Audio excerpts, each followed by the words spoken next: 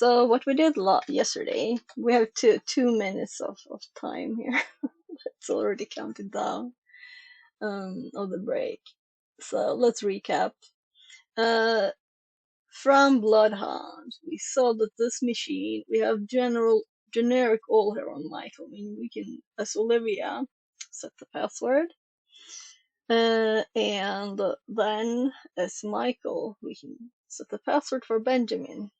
So we did this by logging in with EvilWinRAM as Olivia. Let's make a new line between those. Oopsie, that was the wrong key. And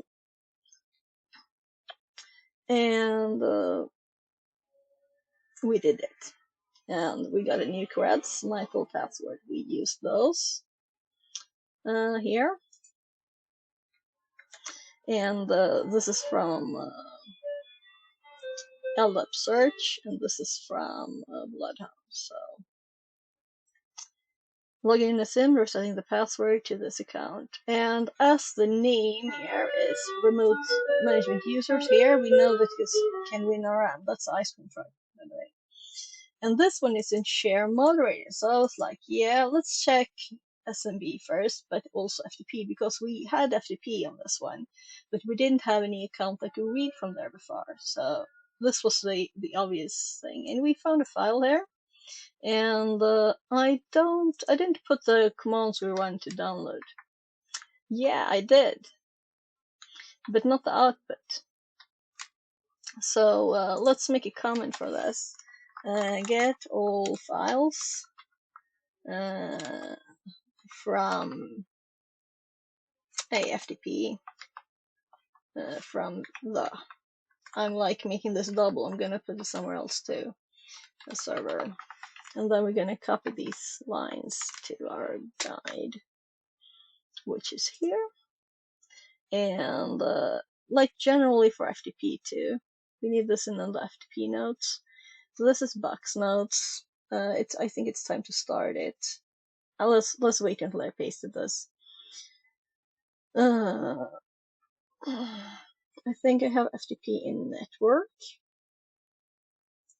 So network exploration, FTP. And I already put it there. Did I? No? Let's see. Yeah, it's the same.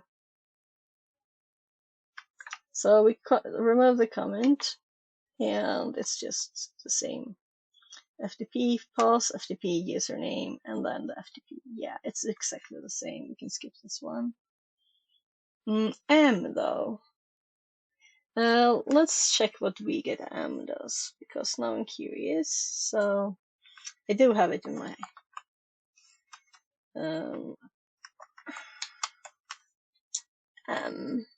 mirror, right? So it's important to have the M for mirror there. Oh, star. Yeah. Using mirror. -m. So let's have this there too. And I didn't look here last time. I think we were in a hurry because I said I'm gonna end stream at 22:55, right? And we were like at 52, so I did ChatGPT. That's why we didn't look it up. We got a new one, -m for mirror. So,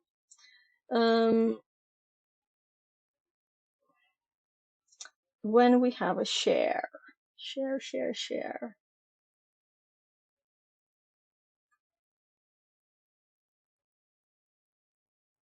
found the share. Let's do like found FTP.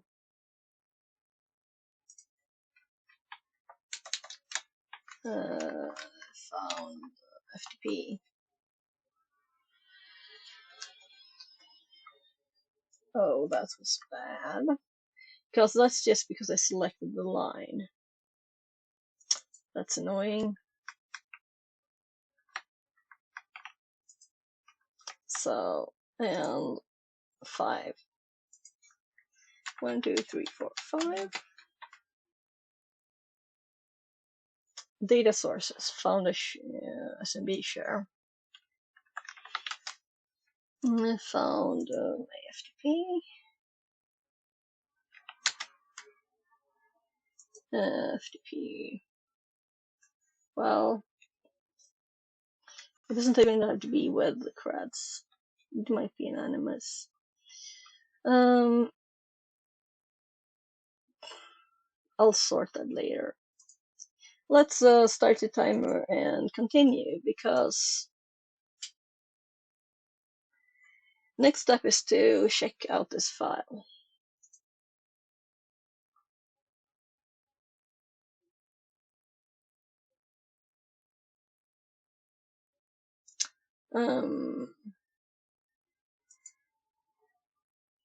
Yeah, I found the ChatGPT that we sent a quick question to.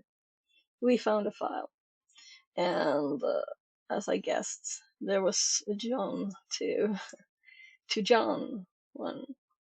So we need to install the program if it's not ready. So let's password safe, right? So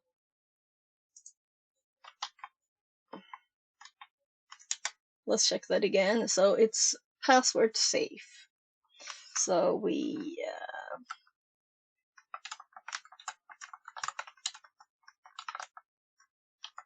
does it have any tab? No.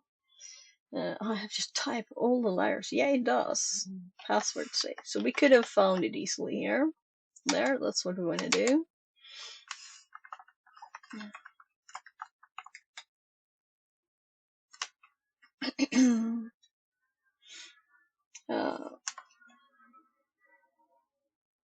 I'm like thinking of what to copy from there, not.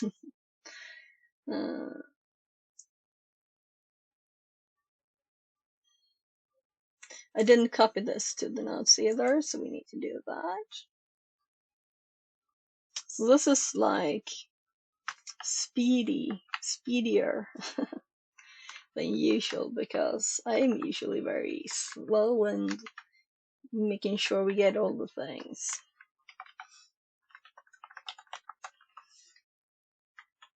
Oh, that's not PowerShell. So used to it now. So it's just SH with no colors at all. Actually, installing password safe.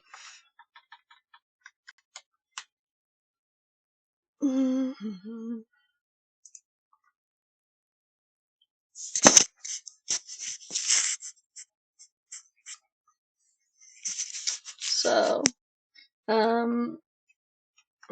password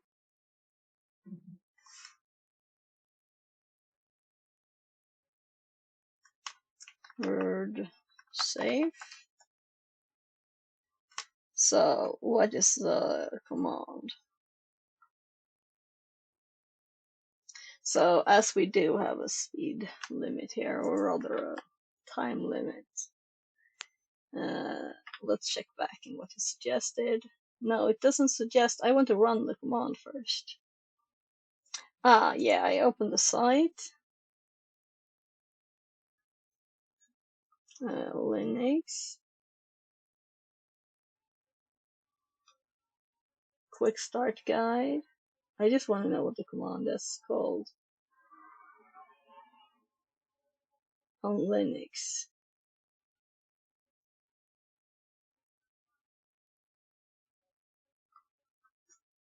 Then we speed up by. Let's move this one to the end, because otherwise it's slow. What is the command to run? Password safe. password safe. PV safe. Oh, is it not a CLI thing? So I already tried that. So let's try PV safe. Yeah, that exists. Oh, it's a GUI thing. Yeah.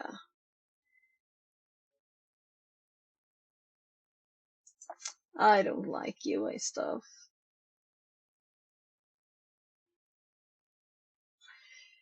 PV safe H. So read only, validate, encrypt, decrypt, close, silent. Username, host name, config file, and there's also database. That's kind of what I was looking for. So let's see, what was the file name? And let's do PV safe B tab and see.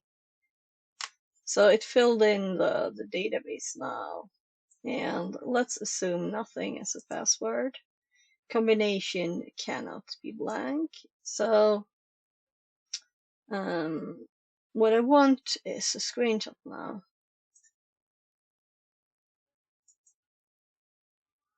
Making sure that ShareX is running.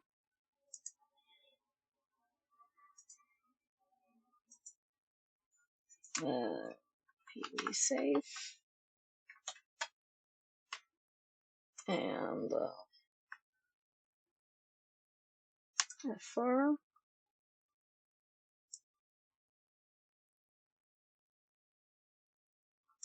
Just password required.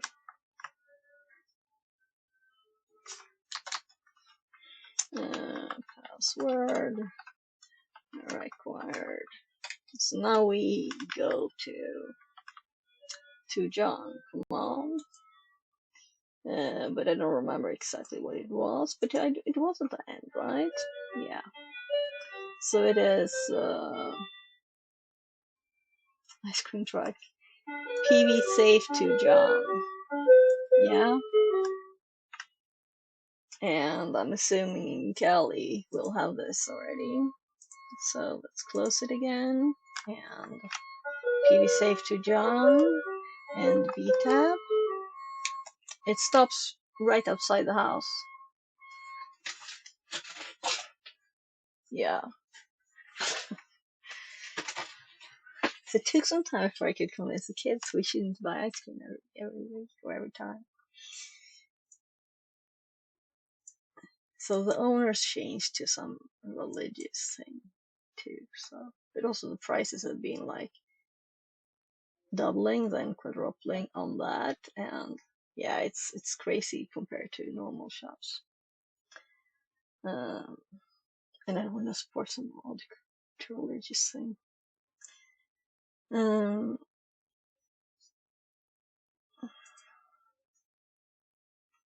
So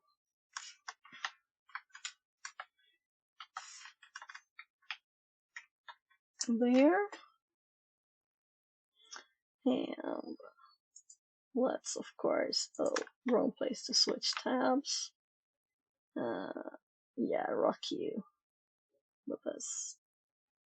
Yeah, we could send it to a file, but not like that. Let's do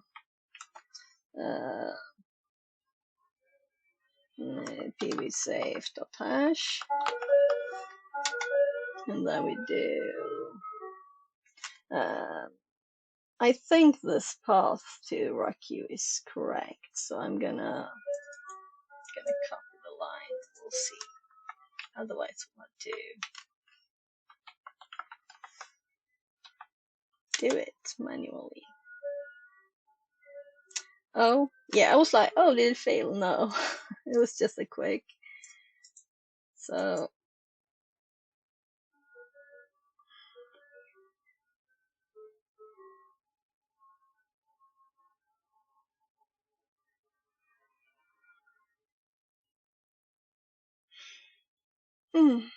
I'm gonna put that in the notes. And we have 4 minutes. So I'm assuming we will get creds. Oh gosh. Wrong place. I guess I also should have the to a file just for readiness sake. And well, let's run it again, but this one we can have.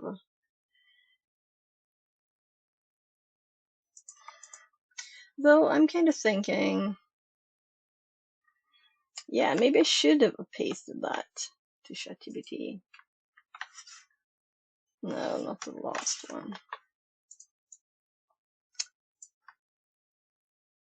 Because the reason to do that.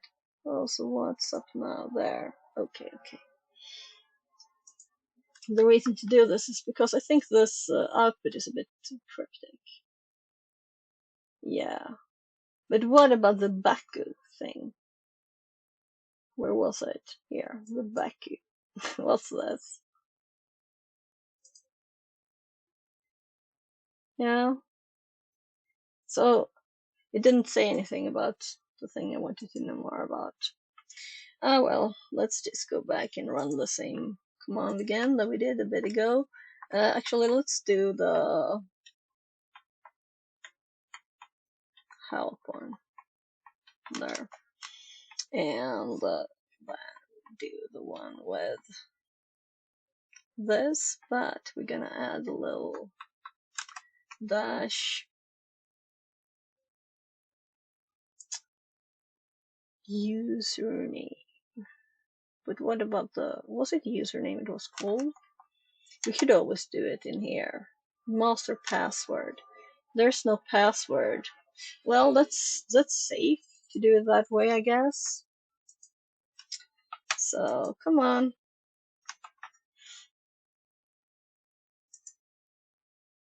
So, yeah. So Emily is the one we want the most.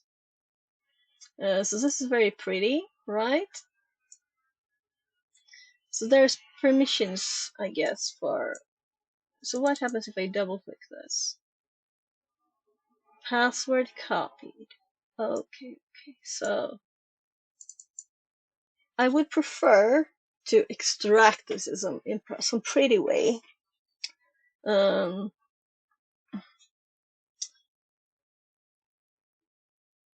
But we only have 1 minute. So let's just paste. No?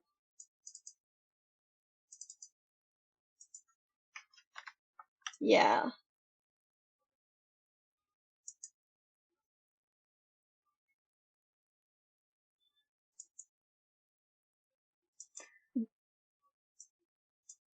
Double click on an entry.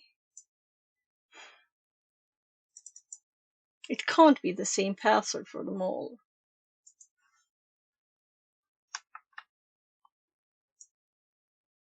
So, Emma. Emily. Emily is the one with the user directory. I'm sure that is the user with...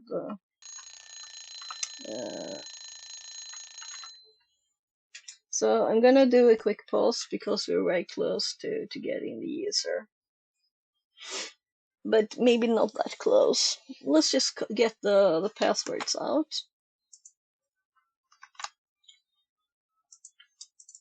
So when I pasted in the other machine, I didn't get the actual password.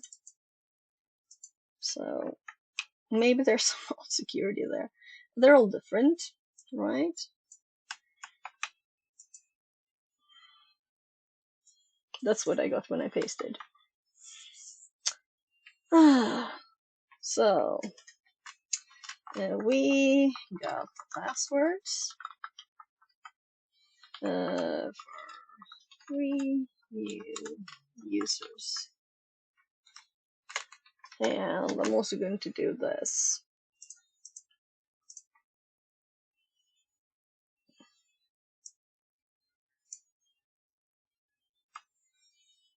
I'm just gonna grab a screenshot. I just want the full text to be visible.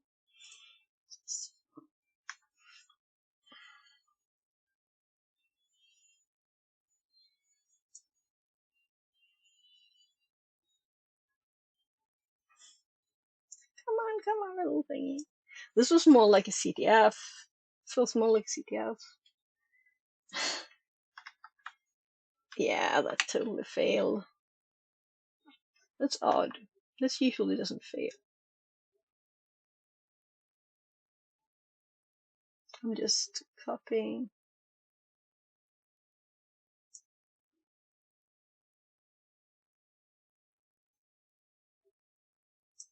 Whatever, it's not that perfect. It doesn't have to be perfect. No, it's failing. So let's restart ShareX, and we have this update going to. So ShareX restart, and F4 again. So third time. That's the one that's supposed to work, right?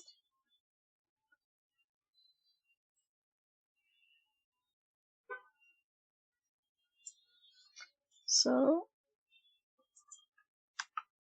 yeah, I don't know what's wrong. Let's just print screen. That's the old way. The old way. Maybe it was somehow protected from screenshotting. That sounds very odd. So then we S and we select something here.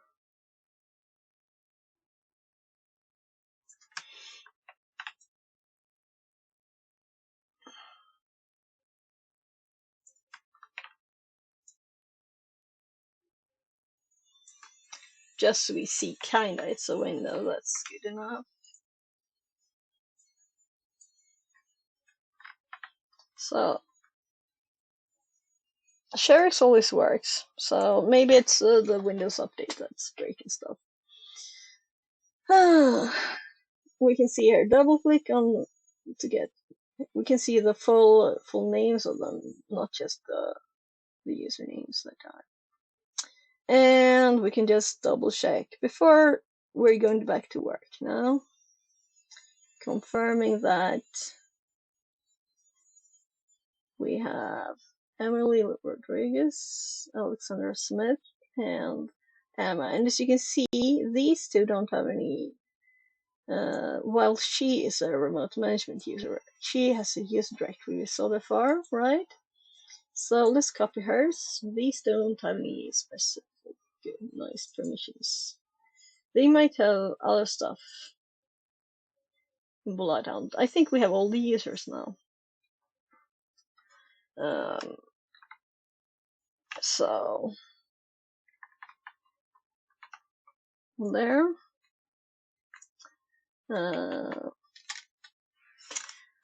Emma is a WinRM user, and we saw she has a, well, I have to get the user now, don't I? And she has a user directory. The only other directory is the administrator, so the user needs to be in her. So we're gonna just quickly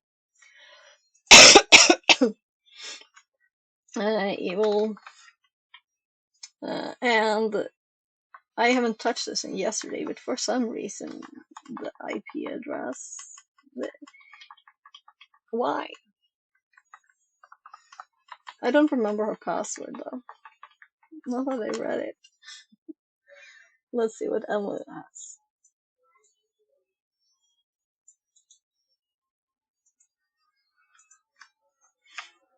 There. cd./desktop ls, and there will be a file here. I made a mistake of opening the door to the insurance agency next to my office. One of the teachers from the Oh. high school brought in his senior class to practice their professional speaking, and I got caught in the middle of it. They all introduced themselves to me. One of the students' names was Innocence. Okay. Oh. Yeah, this seems odd. Why did it take so long? And we have edge link here too. Okay. So that's a hint. It's always a hint. So let's type user.txt and then it's back to looking for jobs. And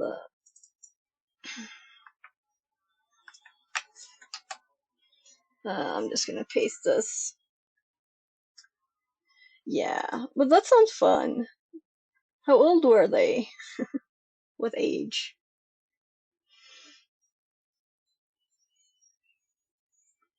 So where is it then? 1718. Oh, okay. Oh, so almost all grown up. Yeah, this one wasn't hard. And I learned there was a program called BV Safe. But yeah, it was definitely easy, right? The only thing, it was just a lot of steps. It wasn't hard anything. So we learned about the new program and we need to make notes on that. But now it's time to hop back, not cry over my old PC, to 10 user.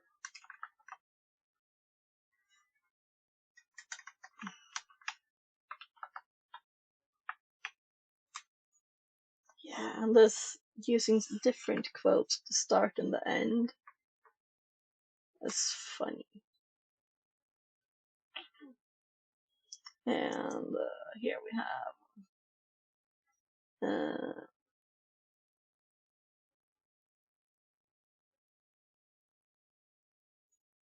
yeah, here are the creds, the new ones. I kind of think that we put all of this in our 0.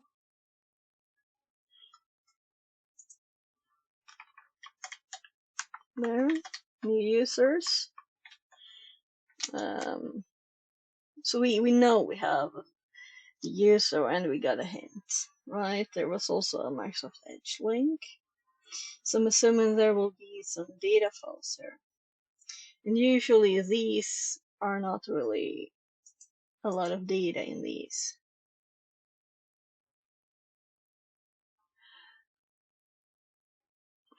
I'm thinking of listing everything. And I realized this one was not, I wanted this one to stay on this to do. So did I add to this one Windows bits, or did I put that just go to Windows? Because now we're like moving over to shaking Windows stuff. When we go to shell, yes, I wrote continue using 80 specific tools, shaking blood down. Yeah, we're gonna do that. But we also have normal Windows exploration and exploitation in this. So let's start with adding all these to Bloodhound. But we have a clear hint, right? So how clear can hints be? There's, instead of the normal one file, there's 2 files on the desktop. So it's, these boxes are not realistic in that way at all. Do we expect them to be? No. But let's start with Bloodhound. So the data will not be from the right machine. Now we're supposed to switch to this. I just started 3 minutes early because of you, Panda. I still wanted to pause the news because it's hard to chat with news going on in the background, right? So here we're logged in as Olivia. And then we're done. So we need a new one. Start. What Yeah, I've also added since last stream on this. I did closing down Bloodhound and Neo4j processes because I noticed that I had a million, right? I started Bloodhound several times, and I think I restarted the virtual machines between some of them at least, right? But maybe I didn't. We need to go into Neo4j and clean out the data because the data will be from another box, but we have the data, so we'll just load it up again. I also have tiny cinnamon rolls, I guess. But I did brush my teeth, so I'm waiting. Trying to be good to my teeth. And why does this... It says 8. 8 what? Time is 8. Yeah, I guess I can probably set that somehow. But I have it there for the temperature. It's 28 inside and 26 Celsius outside. I think it was about 1 degree in both up before. So it's cooling off a bit.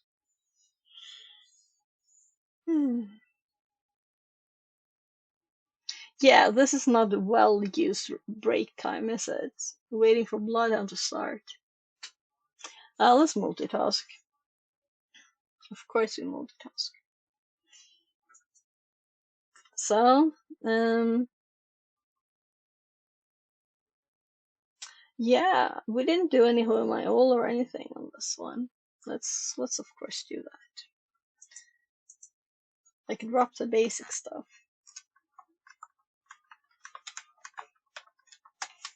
So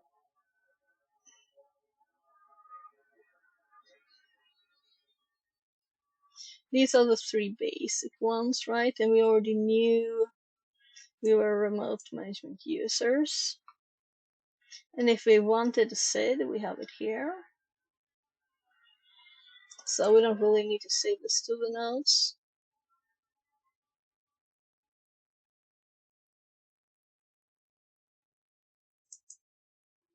This is very slow. Connection refused.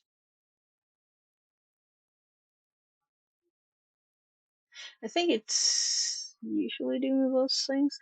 Anyway, let's open the 4J for now because I need to clear the data.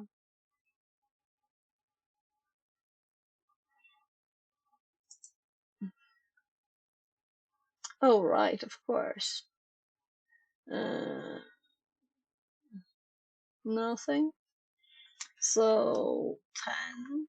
No, my God. I can't even delete this, can I? Yeah. 7001 colon 47. No, 74, 74.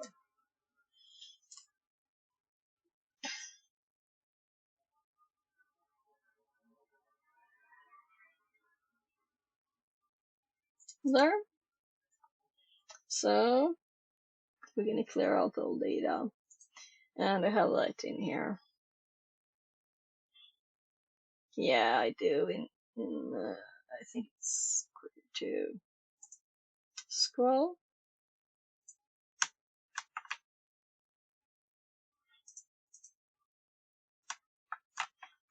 So deleted 130 notes, 1,200 relationships, and 107. Yeah, that's where I want to go. Yeah, it's not there. Yeah, I was thinking about changing Bloodhound. So this one still hasn't worked. It will take time, please wait.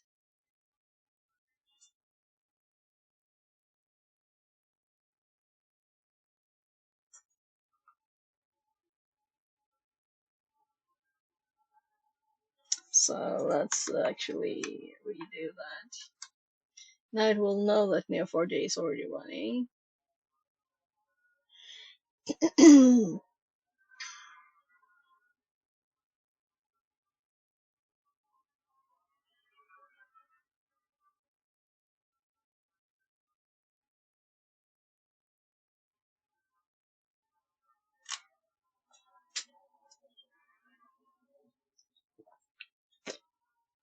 Let's continue multitasking.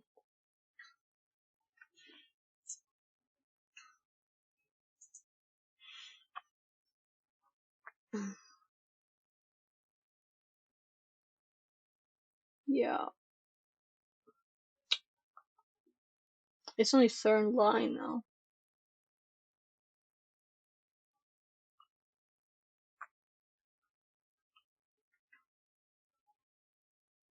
So some things are not as interesting. So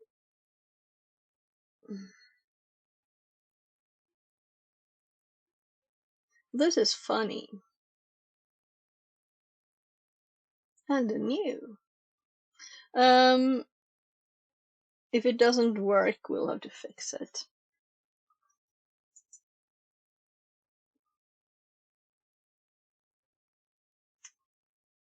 So this is not normal behavior.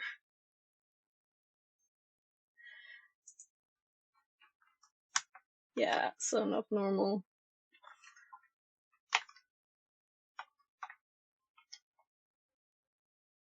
I think this gives another error.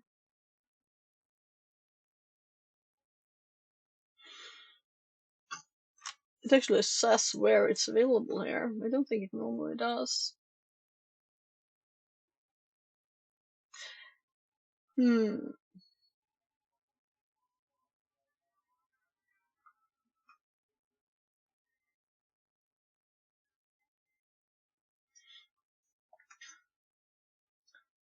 Okay, I'll give it a minute. Then we're gonna uninstall, reinstall or something. I might have broken it with what I was playing around with.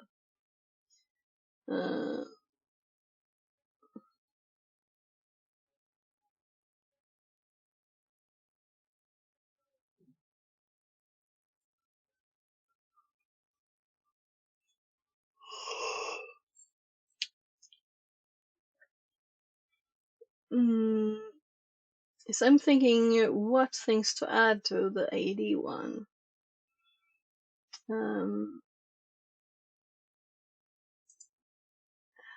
We usually already know here from Bloodhound what groups, memberships, and everything, but we usually don't know the permissions. So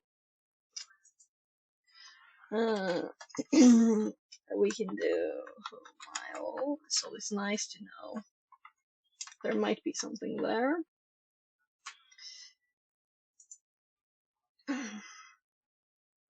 So this is like unquoted service bots and stuff. Yeah. Here's on I know this is medium, right? This one's medium. Default level for most activities assigned to standard users.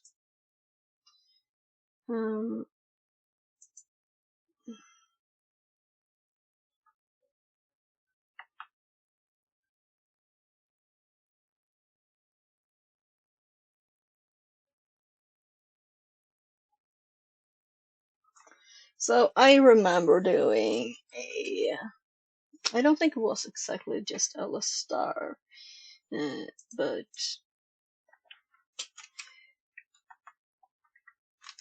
yeah, it's Windows. So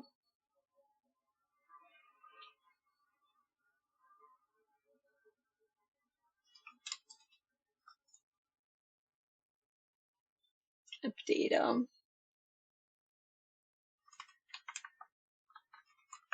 we can just look manually. We can try this. No.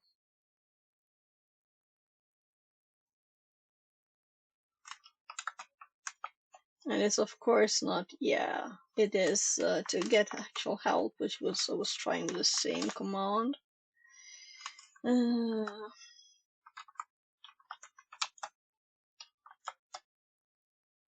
Tell us about the alias only, or actually get us something. Oh, I misspelled it.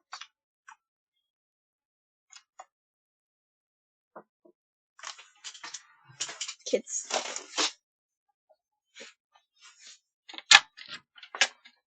It's low. Mm? Okej. Ska jag ge dig pannkaka om en stund?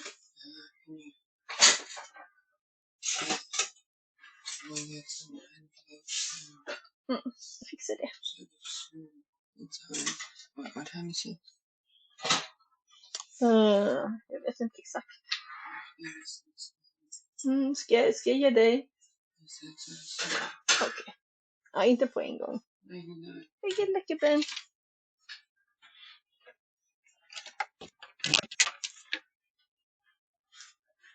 Så, let's see.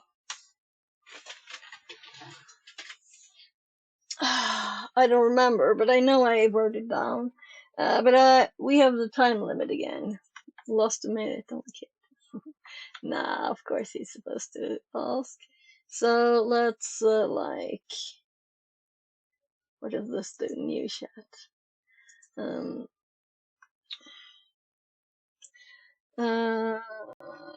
PowerShell. List all files. Recursive.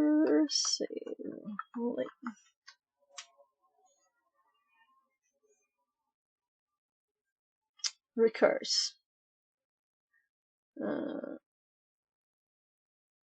Maybe another 2 hours before power is restored. Ooh, so is it common with power outages that long? Did they like dig off some power cable or something? What happened?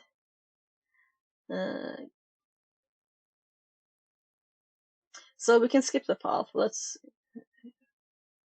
We can use force, and this is also ls. This is same.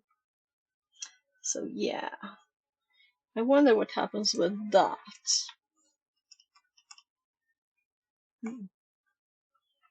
So I arrow up and then I delete it. Yeah, and then we do first,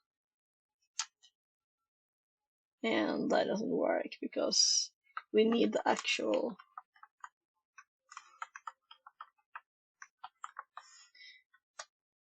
Yeah, it's the same.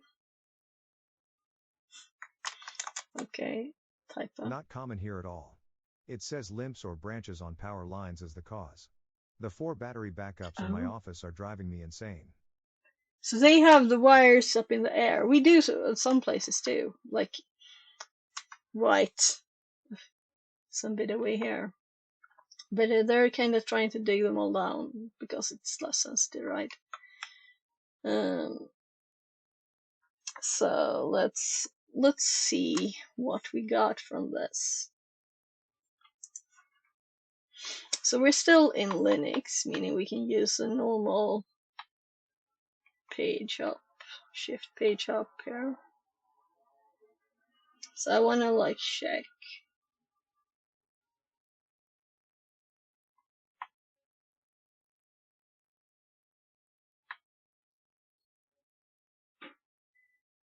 Let's just quick launch.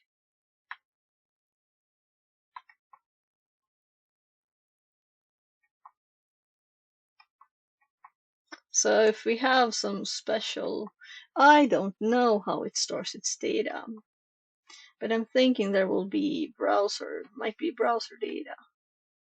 And I haven't seen it on whatever the name was.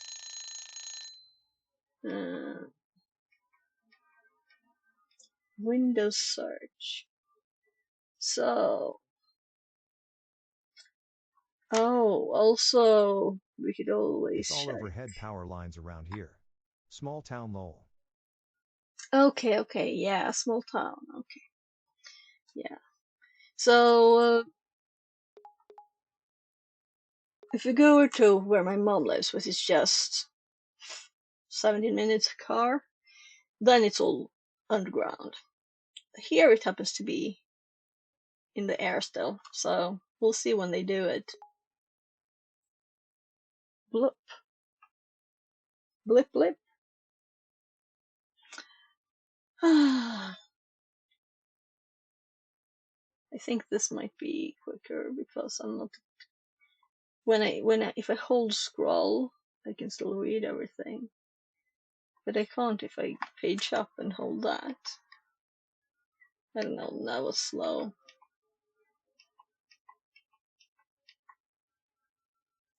Here we have Windows Explorer data.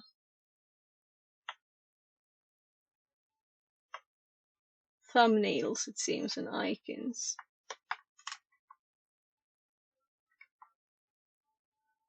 So what was the shortcut name? So it hopped over. So I'm supposed to continue, or I'm gonna. I just need to check.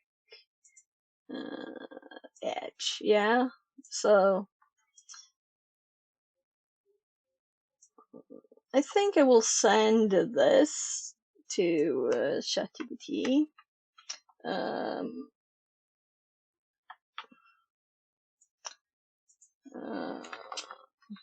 Thanks. I have this. Assuming the edge link is a clue. Where would its data be?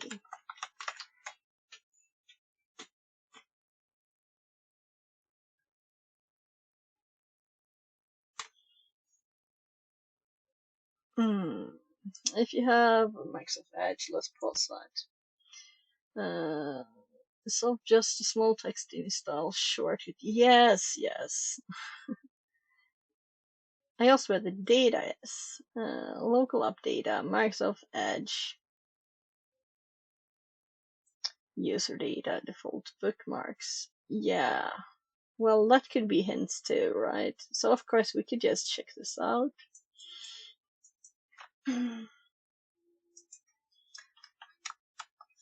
Oh, I was in the middle of something. Why was I in the middle of something? Unless, yeah, like path doesn't exist. But maybe it doesn't know.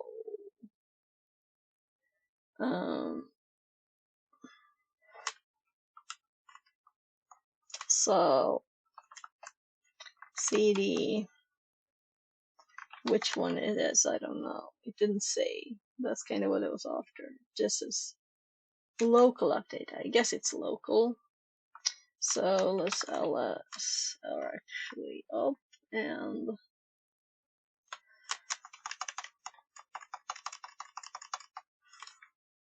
yeah, maybe it was just the dot that you needed. Nah.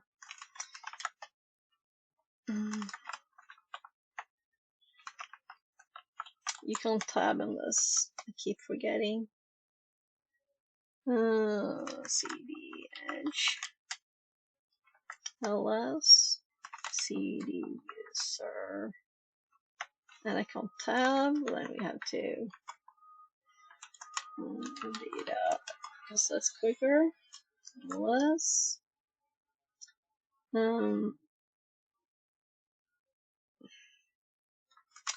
CD default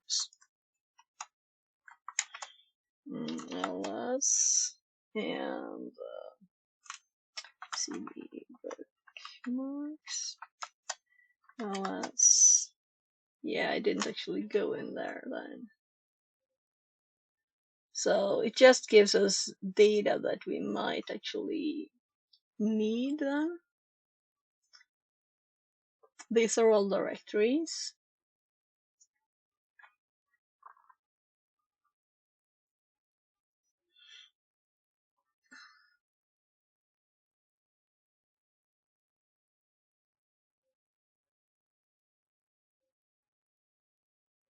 So, what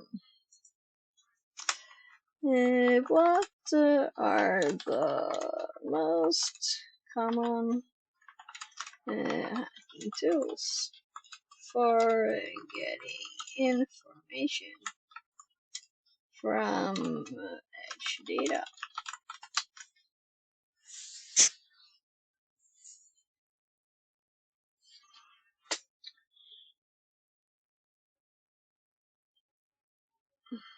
Miss Cats can do it.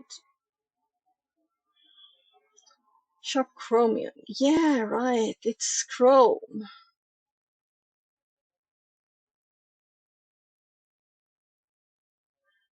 Browser Ghost. What's that? Oh, it's a database. History cookies and login data databases. Yeah, so we'll research this more later because now I have to continue. And let's go here and let's go Mimikatz. I don't think it's a tool to use, but as it was on the top of the list, I want to know if it can do it, if we can use tools we already have. That's of course the best because we don't want to install lots of stuff if we don't have to. So, file,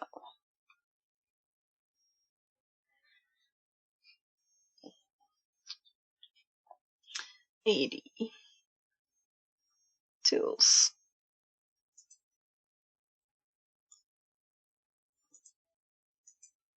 Also, so,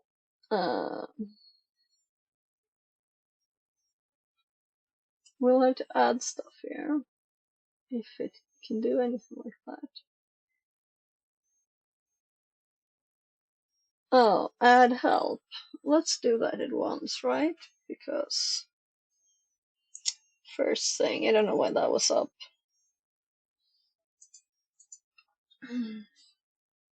Yeah, so this still failed, Bloodhound.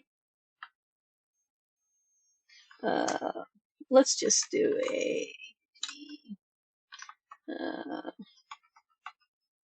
yeah, let's do an H because it is remove. Yeah, why didn't it? Oh, that's because I didn't have sudo. Sudo apt remove. Exactly. So I did this before.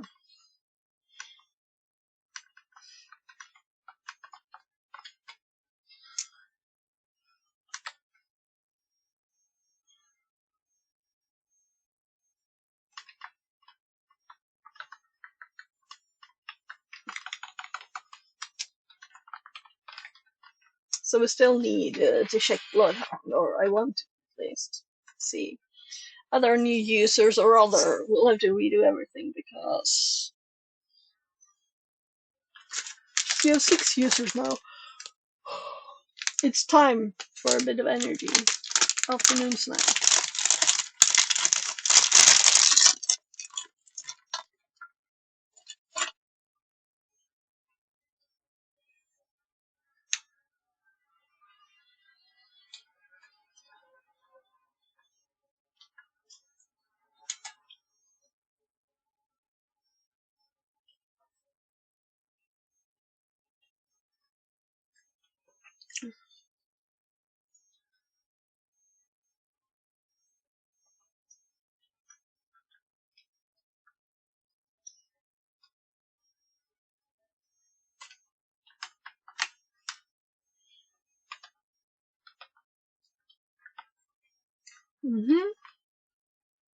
Nothing.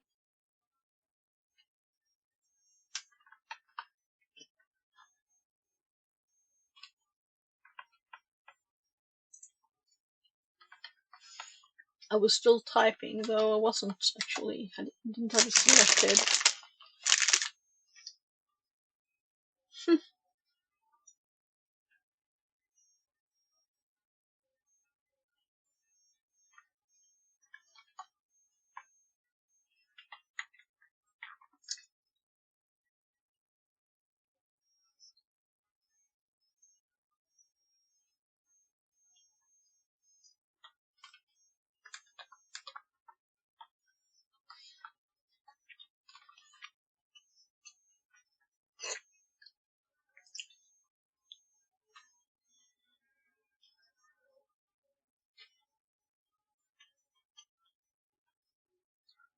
Mm.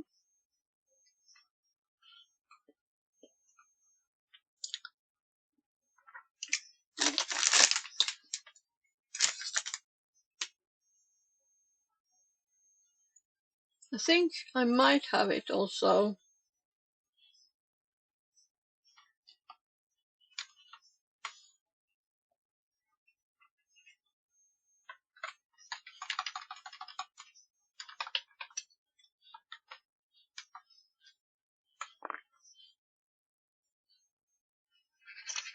Files only.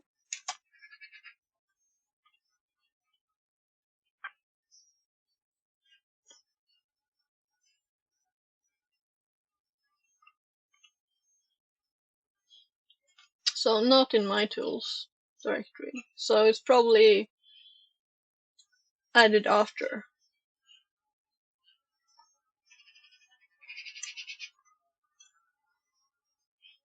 So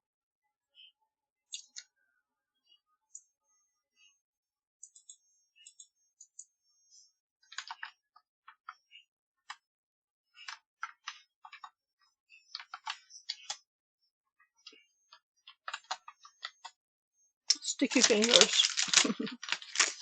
These are too good.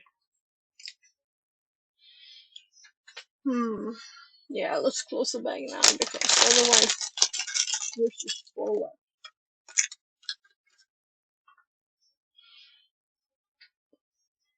Coffee break. No coffee.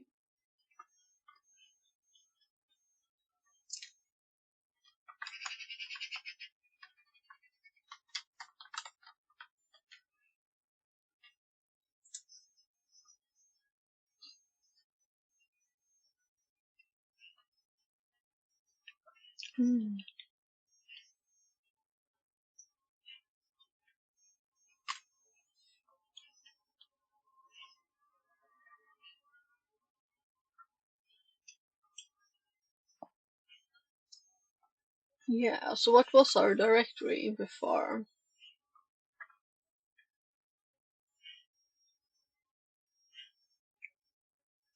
User directory, but we have here. Check the box.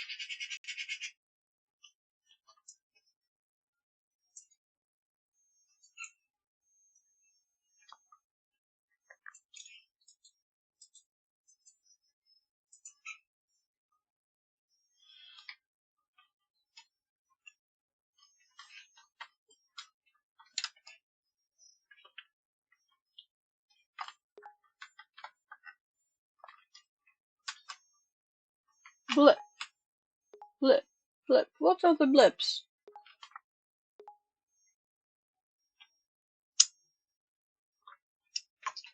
Oh, that's annoying. What are the blips? Is it notifications?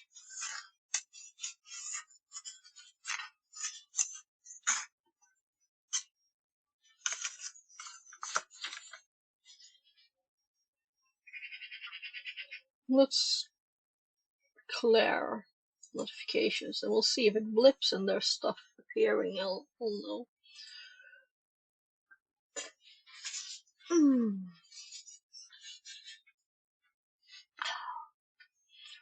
Right. So CD.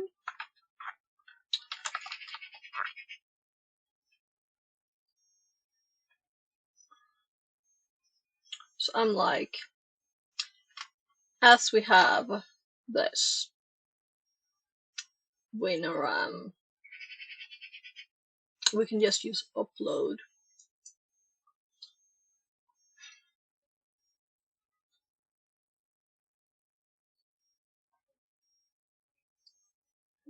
So we need to add that to the notes, I'm kind of thinking. So I know this is slow. And I think I will change the break time. Let's do that now. Because I want more like, we could also do an hour, half an hour, but maybe, I don't know.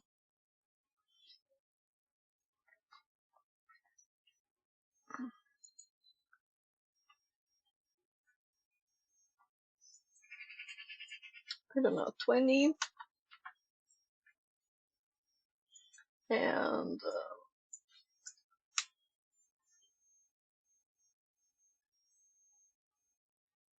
I don't want breaks too often.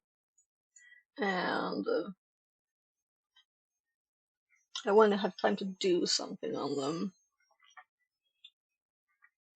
But this is not the same proportions, right? This is the same proportions as we had before. And we'll see. And no long breaks. So I think it was intelligent there. What was it? And just added minutes. I didn't see it while I was changing the settings. And I guess you didn't too. So nothing is happening over here. Is it? Maybe it is. I was just scrolling up. Yeah, nothing is happening. Anyway, this is where we want to be. So cd dot dot dot dot dot dot dot dot dot dot cd desktop OS. So we have this little reminder there about Edge. So I think that's the way to go. And when we asked ChatGPT, it said that Mimikatz could get stuff. So I'm like, okay, let me try this and see if it works.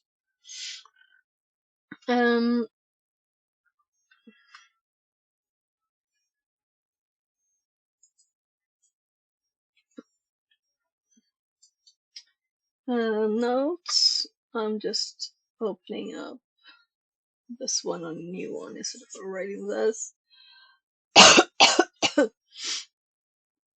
And I don't have one on Evil Winoram, do I? Because I want to have like tips and help on that too.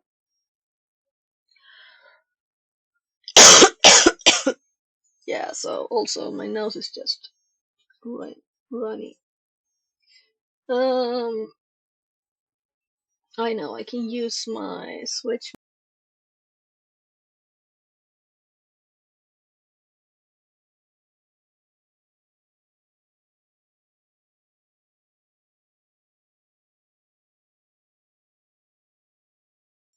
So as no other mic is connected.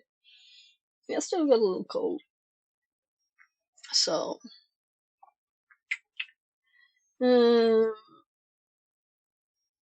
I added one because when we search, it will hop to a new one. So, yeah, that happens.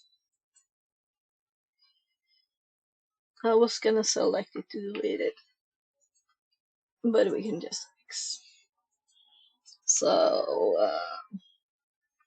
I'm sure Evil Winoram will be in a million places because it's on the prompt every time, right? So I do have it here, of course. And then I also have a link to it here. So if I had actually read stuff, I could have found it like that. Well, then we don't need the search anymore. Let's actually be smarter and close it before. Because I always start typing and then it doesn't overwrite, it just adds. We get funny words.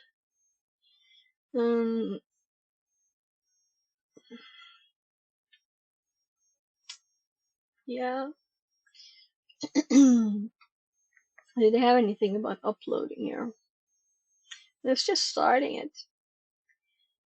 Commands you can use within it, right?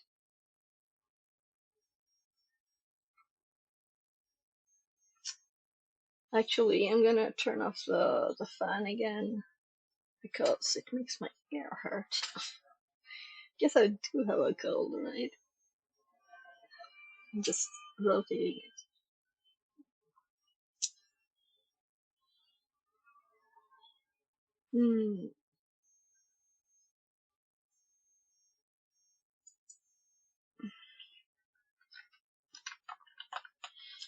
Commands N.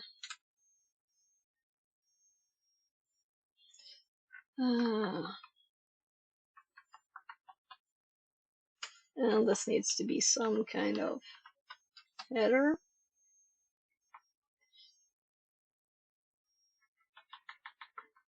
So that one is 3, and this one is 4. So this one should be indented further, but it isn't because there's no header before it. Kind of annoys me.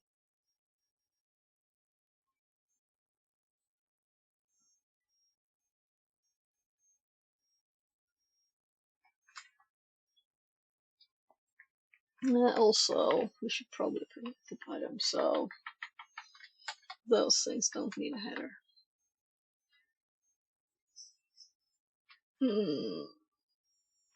This is connecting. And now this one was indented. But now I don't want it to be. So there's a help or something. So let's try help.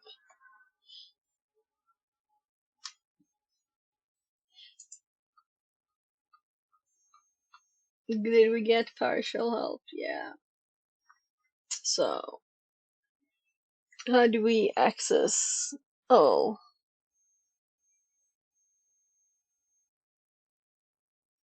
Oh.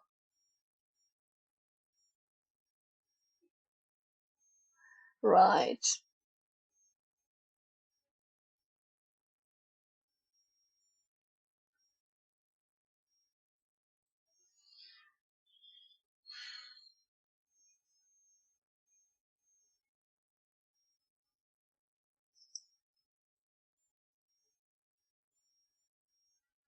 I just read what I had. Run partial example. Happening to be mimics.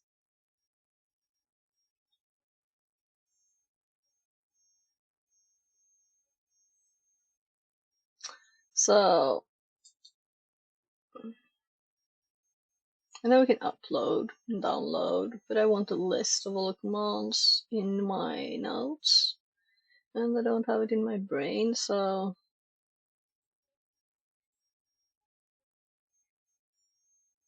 where can we find it? Menu, that's it, probably. Menu, that's not a nice command. But I guess nothing else. DLL, don't invoke binary bypass services.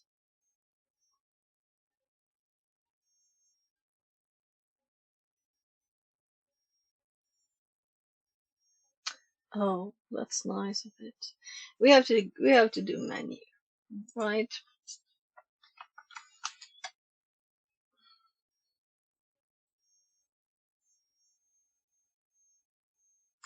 So obviously we don't have the same menu because it has more. So probably loaded with more.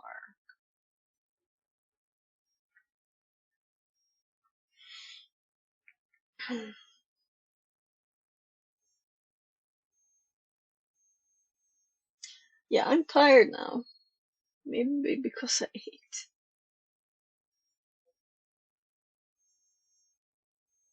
So 1.5 hour to long break, or what do you want to call it? Red Siege.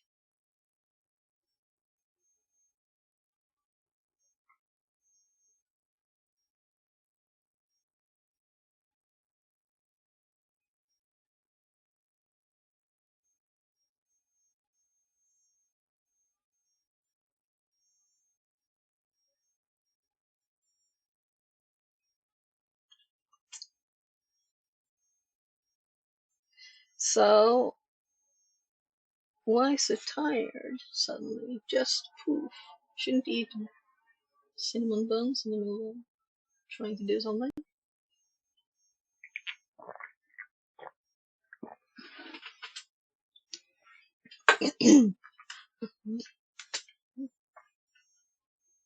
No coffee, that's all I had.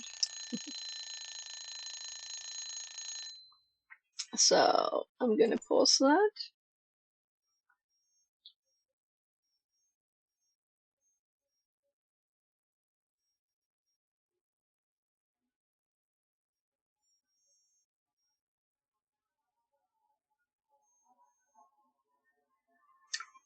So this is installations, but we already have it in Kali, so why is our menu different?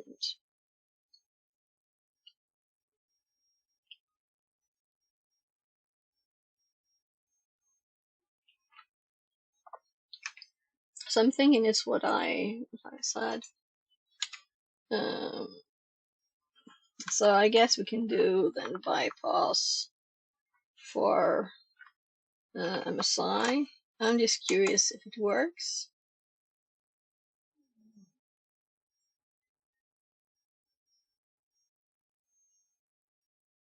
Let's run all the commands.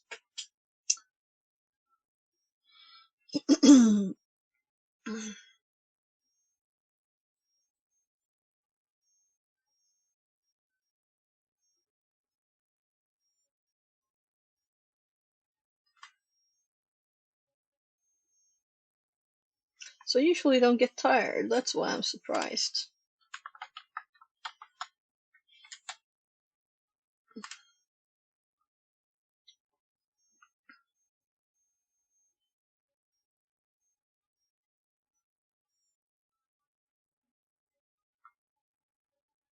Then we have upload, download, and menu. So it's bypass for MSI.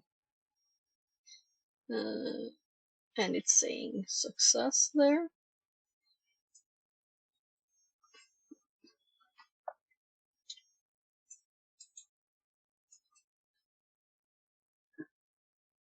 Sorry, I'm not used to carbonate stuff. Oh.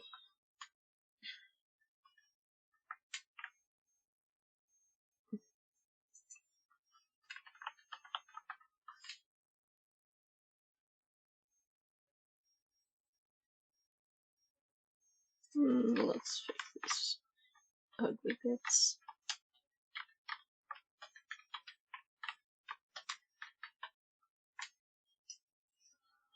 Should we do the services bit there too?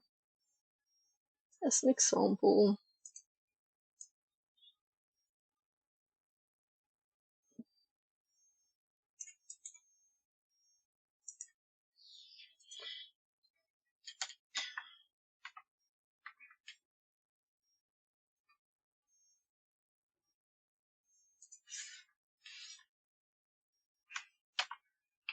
Let's make it easier to read.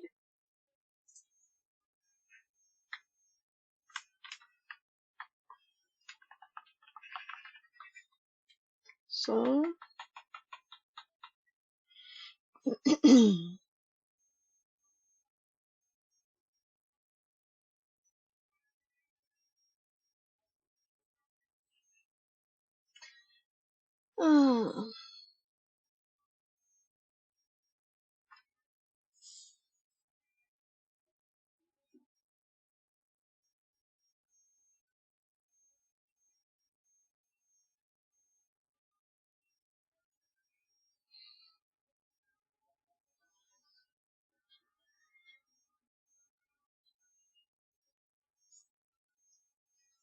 so the quotes made me think of that.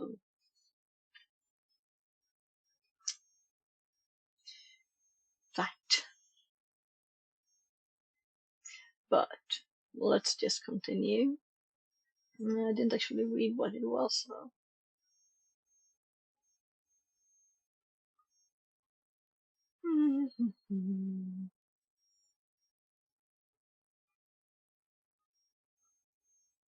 So,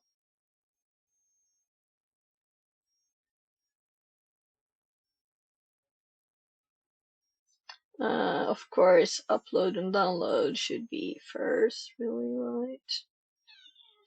And These should be sub 2, 3, 4. Let's do 5. And menu. And then we have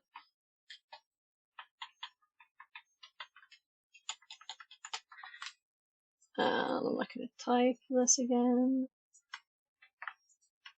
It wouldn't have mattered, right, if I had upper lowercase.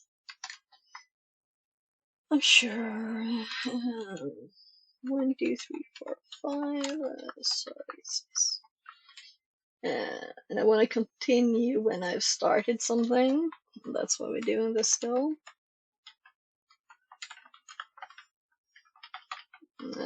Was it upload download or download upload in the menu? Upload download.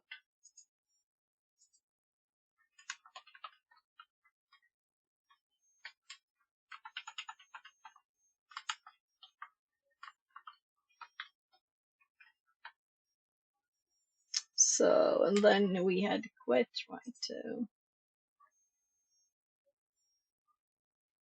exit. Yeah, that's what I've been using, of course.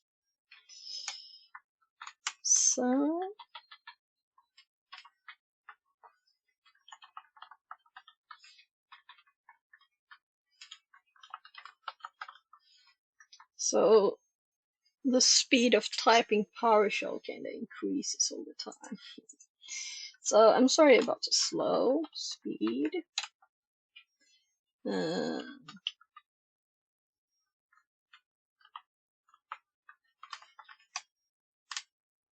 Upload failed. Home, fix it, boxes, HTB Administrator. Oh. Let's just exit. Let's cd docs. And then we just this again. And we upload me can't start. And when we have this example, I think it's time to down to there. So now an example of a upload.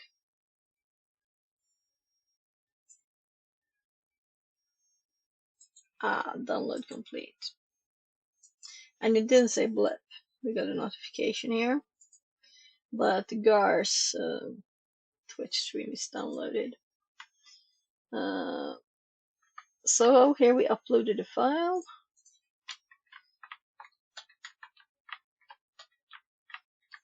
There. So we can close this down now because it has done its job.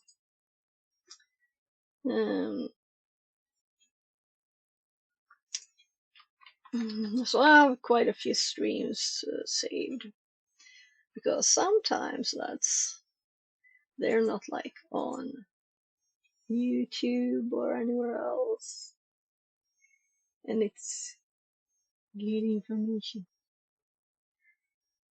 So right, we also have the script, new script. Yeah, it's time to hop back. So next time we will use it. Maybe cats. It was a bit of extra work here because I want to make my documentation, my notes, have all this stuff in them. So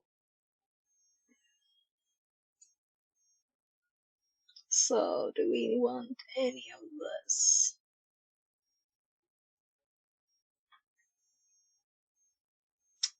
I clicked the link in the notes, right? So it's time to come. We were having actually quite funny. We had problems with Bloodhound. I'm actually going to restart the VM. Everything is a bit off, it feels. No, this is slow too.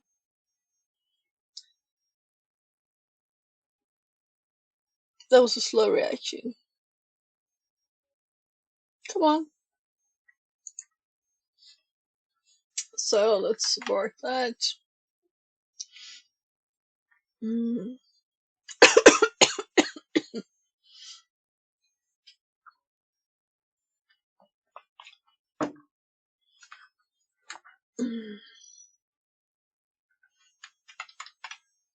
Yeah. So let's see if there's anything we want from the other tabs. Because they will of course be much quicker, right? Let's see if I can manage to get to the VPN.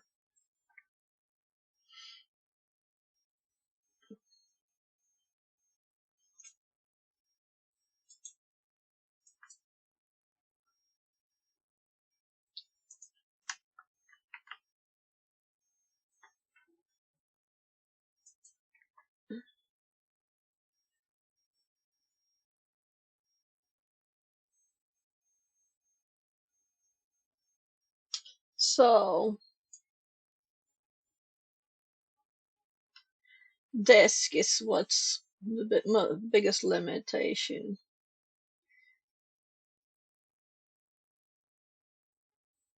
So I have to check where I put this VM.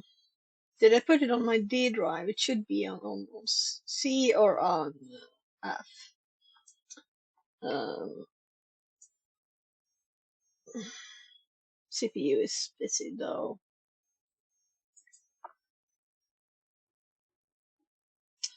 So what else? What don't we need? We have Llama running. Yeah, yeah. Let's not run any more background news, and we will have a quicker thing here.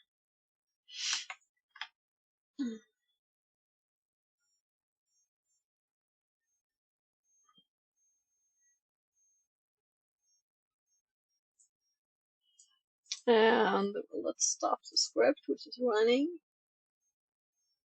This RSS script that, well, it's a script that gets RSS feeds and summarizes for the llama there. So I started this separately. I usually don't.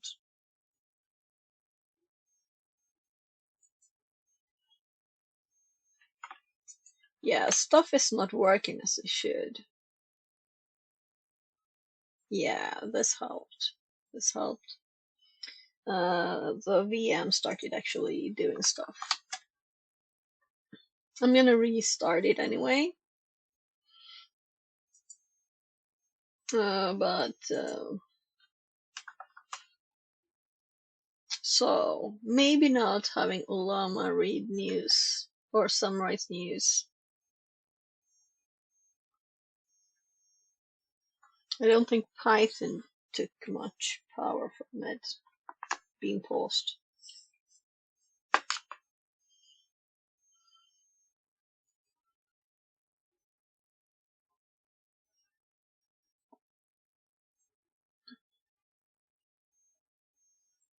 So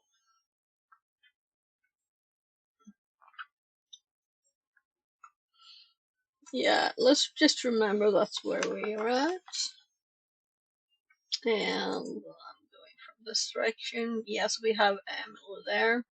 But now we already got it. Oh, I pasted something bad there. Let's actually exit.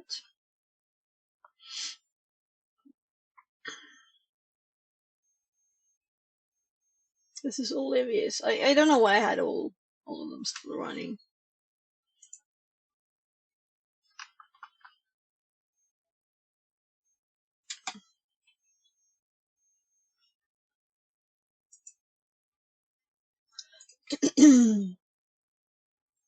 Yeah, right. Let's remember that. It's break time. Um, we already have all this. Yeah, so I type, I wait, and then it actually appears. These tabs should just poof.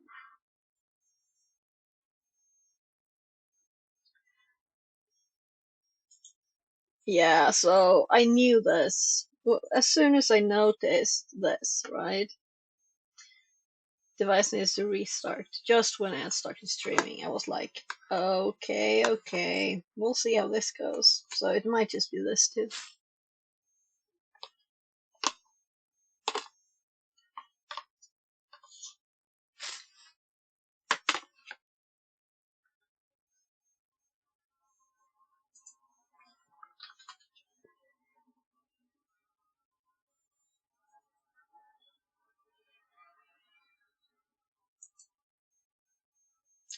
Exit. Error type. Con refused.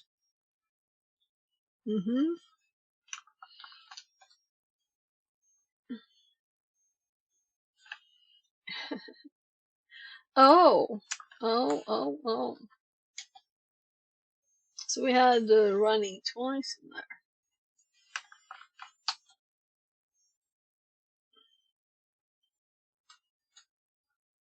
And that's the first one, so now everything should be off except for,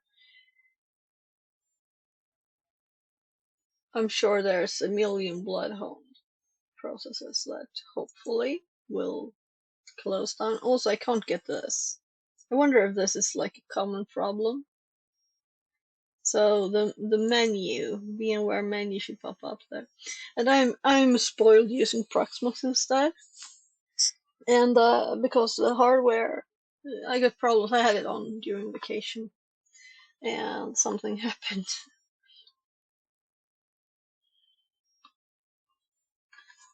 So I need to.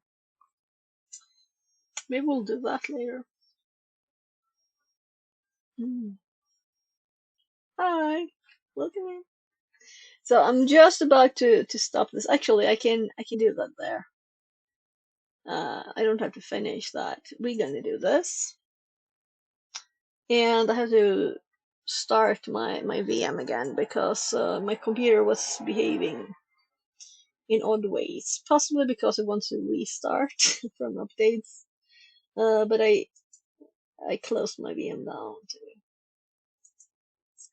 But I've been applying to some jobs. How are you? So we got the user flag here, and all the way it's been like an obvious next step. And in this users directory, there is a shortcut to Edge. Quelthalis says, what are you doing? Can you explain? I'm new to her channel, sorry. Yeah, so no problem. So we're going to do this. This is a hacking task. It's a box that you can connect to. This one is called Administrator, and this is Hack the Box site.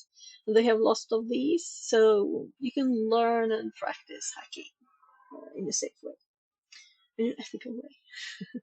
And that's great. So I have notes where I add stuff and try and collect all the knowledge. And it's available both in here, notes, and there's a more updated version on my GitHub. So if you're interested, you can always get started here. There's a section actually for Hack the Box on getting started where, so I have a guide section. Here's boxes. So we have guides here. So if you want to, you can start reading in that section. Oh, I haven't opened the door. Just a sec.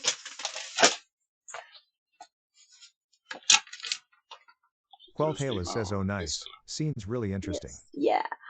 Yeah. It's very interesting. And to be able to understand all these things, you need to learn things. And that's like the meaning of life. Learning is the meaning of life, right?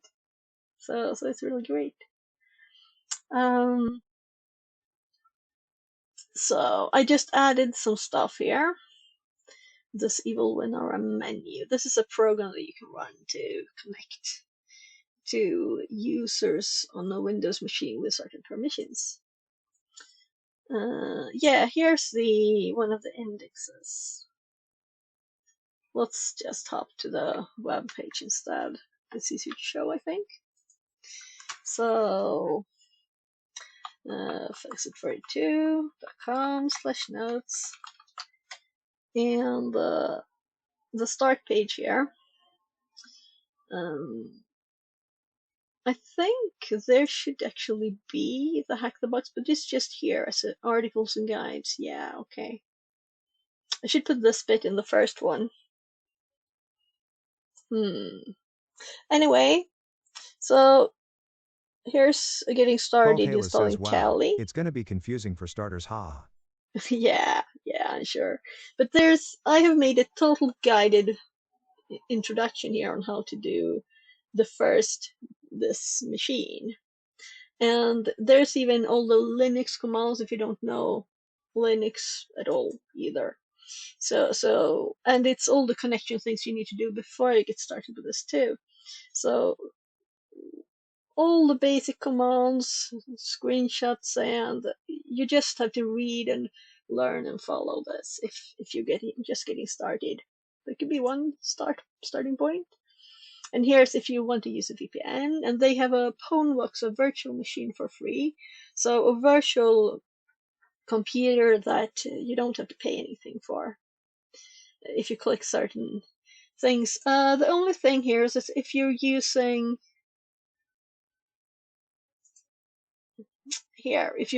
doing labs, that's where you're supposed to select. So I made these for as I organize meetups, physical meetups here in Sweden, in Stockholm.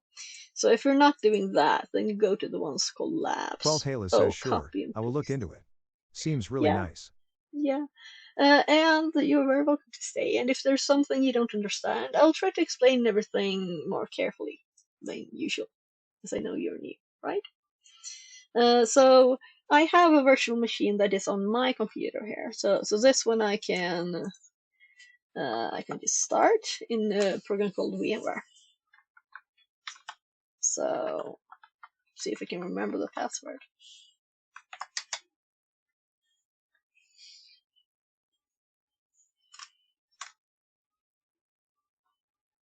So I don't like this background. I changed it, but then I updated the operating system and it hopped back. This one I prefer. Purple. It's not like I have anything purple here.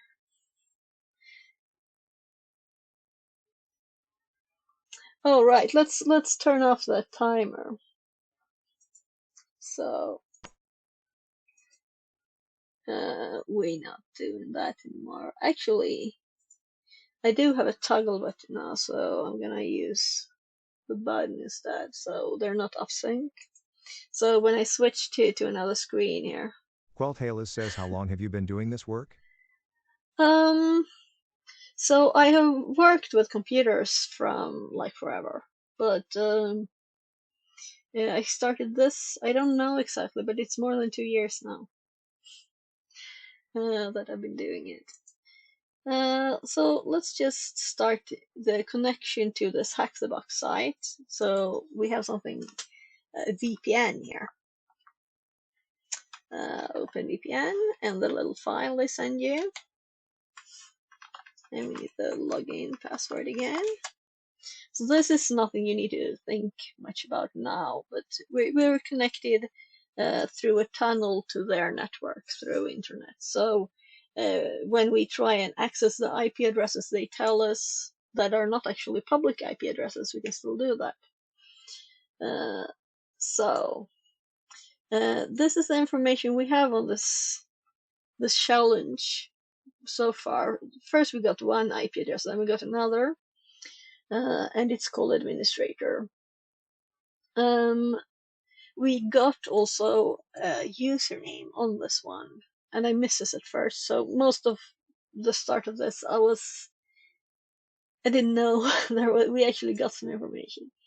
This is the information that we got from running a command called nmap that scans what ports are open on the network for the one. Where the computer is listening for incoming connections. And that also told us that the domain here is administrator.htb. Then when I was brute forcing for user, meaning I was just guessing, does this username exist? Does this username exist? We got these ones. And then I found out about this actual user that we had. And I put that up here because that's where it's supposed to be. We checked what groups are this user in. They're in something called Qualtalis remote says, so management sorry to interrupt, users. but it's nice I stumbled upon your channel. But it's kinda late now, it's 3 a.m. Got to Oh have some sleep, gosh, lol. yeah, go I'll make sleep. sure to tune in next time you go live. I'll turn on the bell icon. Good Qualtalis luck. says you are very kind and friendly. Yeah, thank you very much and welcome back in. I'm curious, as it here it is 22. I wonder where in the world you are. You can tell me next time. Yeah. Good night. And 3 a.m. That's a bit late. Yeah. You're not really absorbing knowledge the time, right? Either. So anyway, we saw that it has this group, and we checked with a program called Bloodhound, which is also one of the reasons why we restarted this machine, because we couldn't get Bloodhound to start. So that's the first thing we're gonna do. We're going to do Bloodhound in the Qualtalis sandbox here. says we're worlds apart, haha. Ah, okay. Yeah, I'm in Sweden. That's where I am. So it shouldn't be, well, 5 hours. At least it's not like 14 or whatever, 12. I guess it's the max. Password again.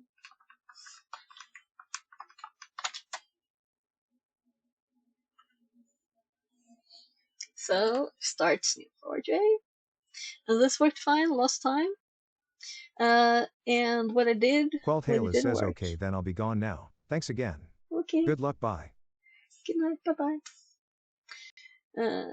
So last time Neo4j started fine, but then Bloodhound failed. It just went on forever. It's supposed to end with opening the browser to this place. Yeah, this looks better. So I have reinstalled it and rebooted. Good, good. So this is what's supposed to happen. So if Bloodhound doesn't want to do what you want it to do, uninstall, reinstall, reboot. And it will still have the same password and everything.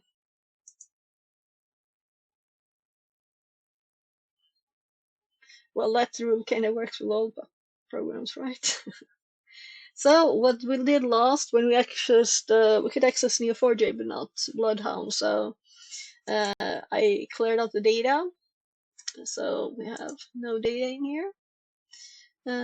So we're gonna upload this boxes administrator. Oh, HTB first, administrator, and I guess we can use a zip file. I think there's more data than these other files. We did it 2 ways, just for fun, I guess. And then we click upload and wait for this always funny number. When it says complete here, then we can actually get somewhere.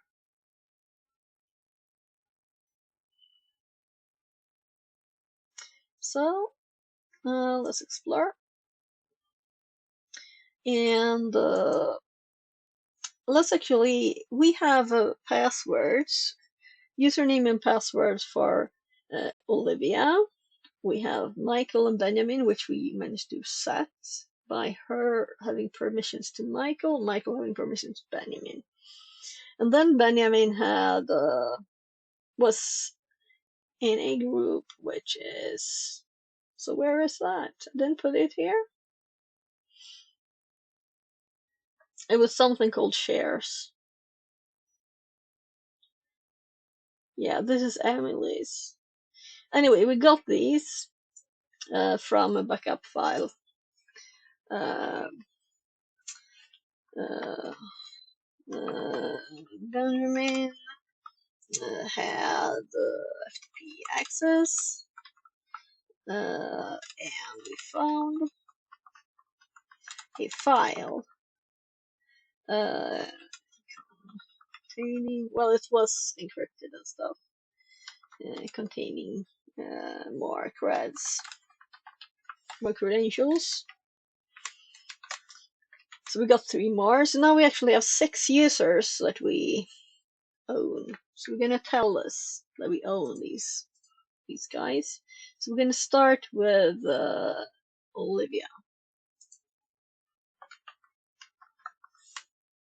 In there. And oh, so it doesn't just load the data, it also saves there. That's new information for me. I didn't know. That's good. So it's already done. Then I'm thinking Michael is the next one. It should already be also. No, we didn't ever do that. So we own Michael and Benjamin. I did type Ben there. Benjamin. So, and then we have Alexander, which doesn't have a lot of permissions. But let's click him anyway. The other ones I think I've clicked. So add to owned. Let's scroll down and check his member off. Just domain user, so he doesn't have any fun stuff. I'm just curious if there's anything extra now. So just he's a normal user, and then we have Emma. I'm gonna do Emma first because Emily is special. That's where we're continuing. So Emma.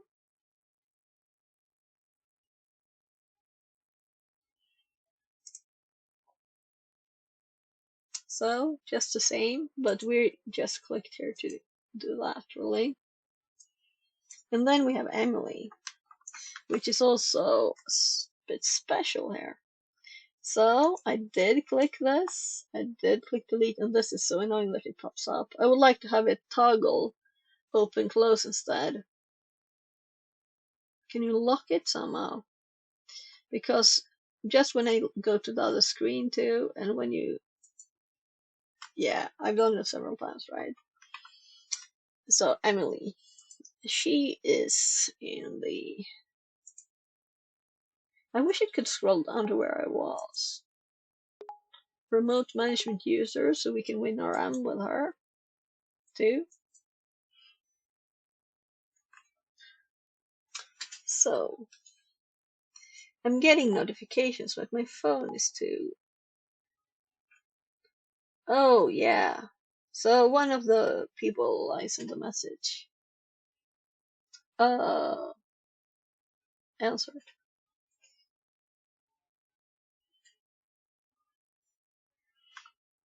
So I need to do it quicker. I feel bad when I do it late. So we know this already, right? We're already connected with her. Yeah. And that's where we had the user flag on her desktop. But we also found this other thing there. But I just wanted to put it all in here. And let's just do these. If anyone happens to have any tips, but I think we're like 5 people. If anyone has any tips, very welcome. So we have these owned ones. I don't think they can shortest path from owned. And I don't think this usually does much. And I need to minus that too. And this is tiny. So we have Michael, Emily, we have Benjamin. Here, these 3 are in remote management, right? And then we have these basic ones. Yeah, Benjamin is connected through this. That's how we got Benjamin and Michael. So Emily was found her creds in the same place as these guys. Ethan. So here I learned something new. We have an Ethan here. And we have generic right. So what is this little thing? Um, so we have something interesting here. Let's click the general.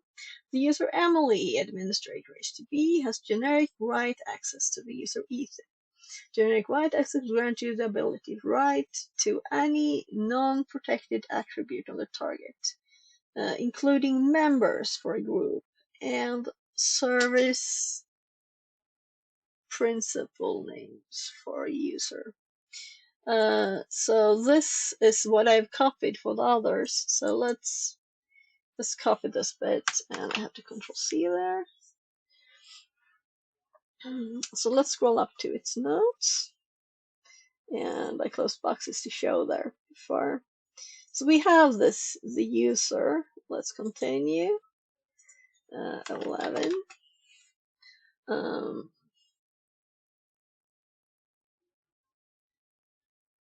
We're actually in Bloodhorn. And we added all the users here, and then we found Ethan. So this image will never look pretty as a screenshot. So we got that.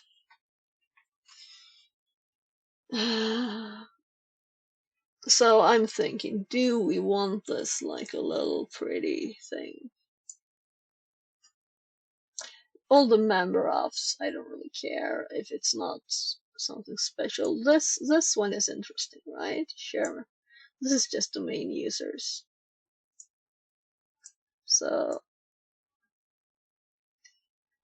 let's see if we can pull this a little bit tighter and actually make a screenshot here.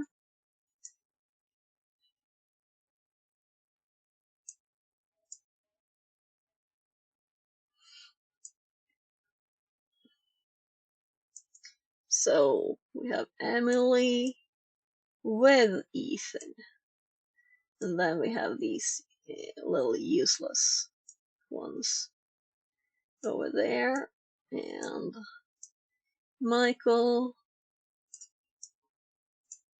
and our starting place, Olivia.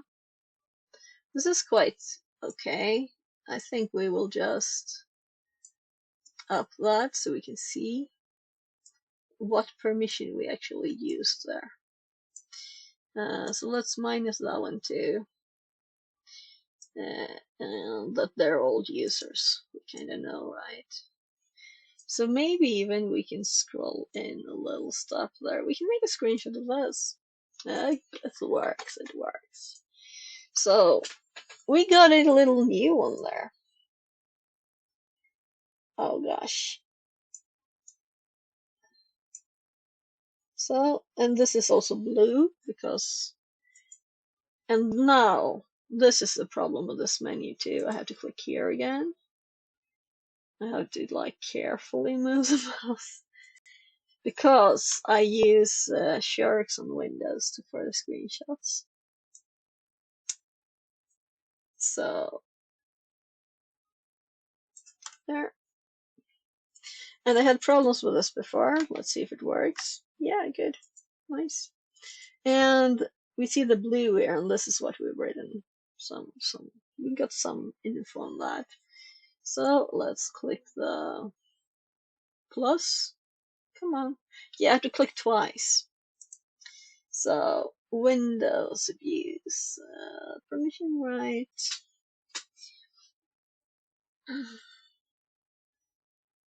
Shadow credentials. Authenticates at the principal using Kerberos PK init. This is equivalent to the add key credential link Edge. Alternatively, generic right enables Emily to set the service principal name as PN on their target. This may be abused in a targeted curb roast attack. Shadow credentials attack. So we don't know why we would want to be Ethan. I knew we wanted to be Emily because there was a directory called Emily, and I was like, yeah, that's where the user one is. And I was kind of thinking, we have this shortcut effect, right, in Emily's directory for Edge. So I'm thinking we want to grab stuff from there. But let's explore this first. So user permission. Yeah, so we should probably click Linux instead because I'm not on Windows. But yeah, references. It's quite dark blue on blue, so we can actually do this now. There's no reason why we need to see this anymore.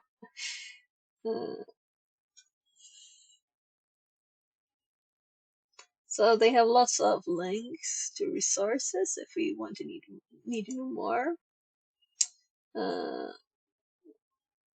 This depends on the target object and how to take advantage of this permission.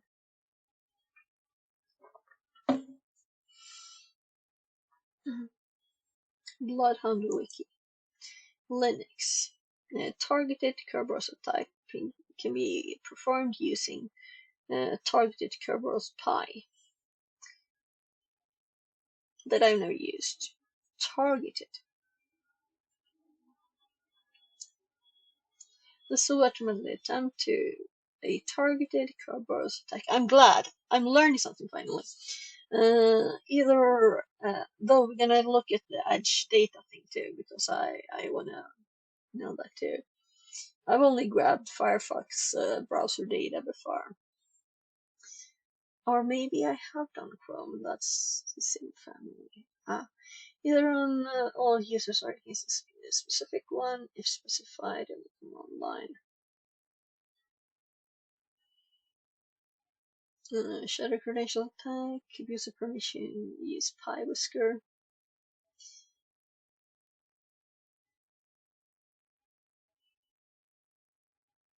Controlled account, some password, target account, action add.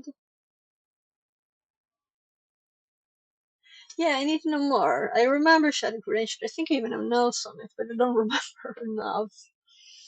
I think it might be in my.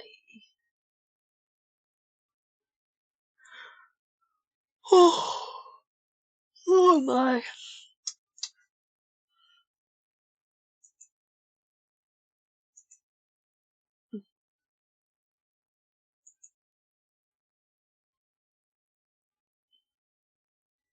Yeah, Shadow Credential attack.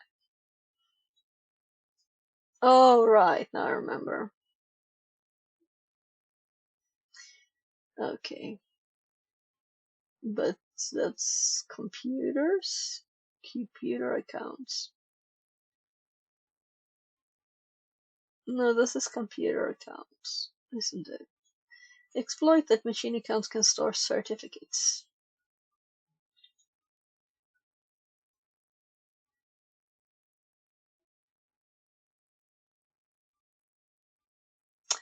Yeah, and Von Sprinkles. We know the source of this. Is try hack me's. It's probably. I usually give the source of it, but maybe I thought it was too obvious. Advent of Cyber 2024. It says on my wall on the T-shirt. It's on the hanger there.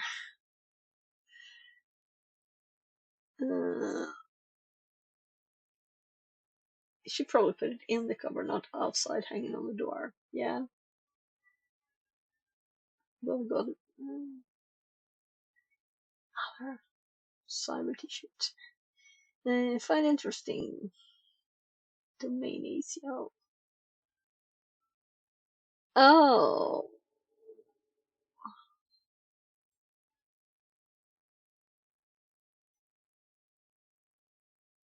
Didn't we use that recently too? So this was before Christmas. Calendar. Advent calendar.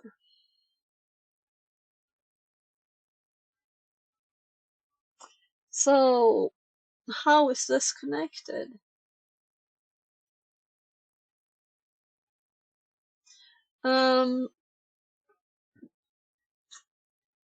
So let's just um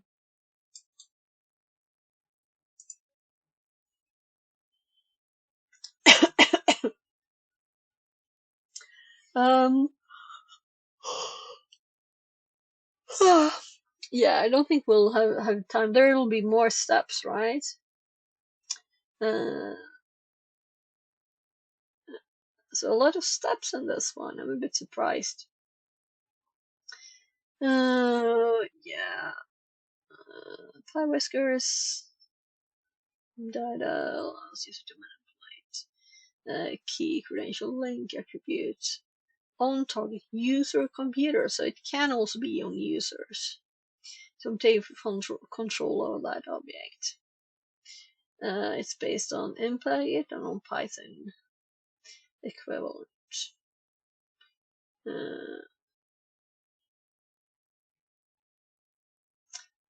Yeah, okay.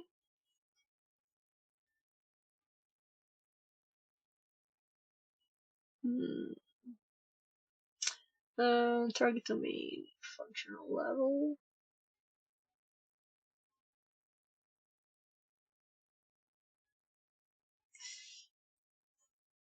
Let's see what we had. So I'm gonna open this one separately and go back because we started at 0, right? And here we should have all the information we have on this. And if we knew the Windows version from there, I would have probably added it. Maybe I didn't because it was in the... So actually even in the user one,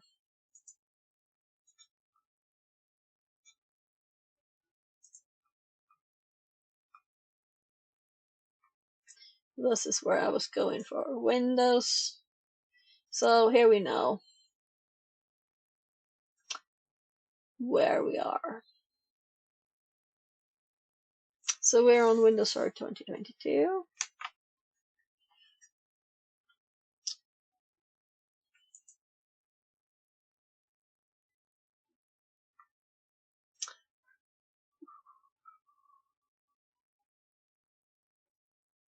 We got this probably earlier too. Yeah, already here, right? So we have it here, of course, as well. Even though we can't get any data or anything, we still get what server it is. So let's just add this info here. So it was just not interesting anymore, or before now. As we've been like led around.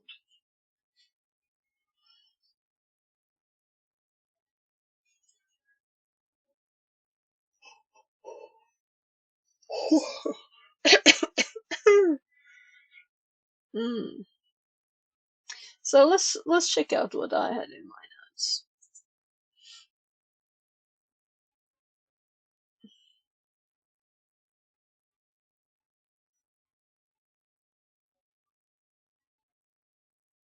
Yeah, I recognize this command, right?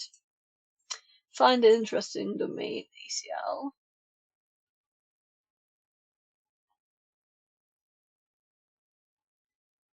Equal HR in this case.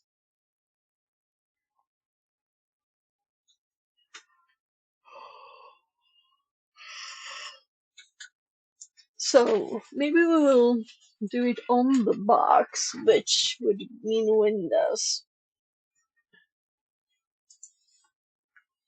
If that is where we happen to already have the tools in in PowerShell itself and the 80 bits. And then we can also add stuff. So generic write grants the permission to write MSDS credential link. Create shadow credentials and object and authenticate as the principal using Kerberos picking it. If it is enabled, right? This is equivalent to the add key credential linkage. So it looks very obvious. Well, before I zoomed in, it looked obvious. Now it doesn't help. Text is too big. Alternately, so let's copy this.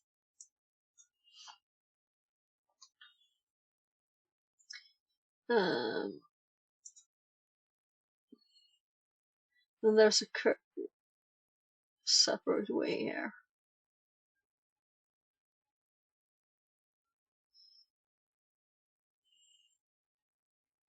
Alternatively enables.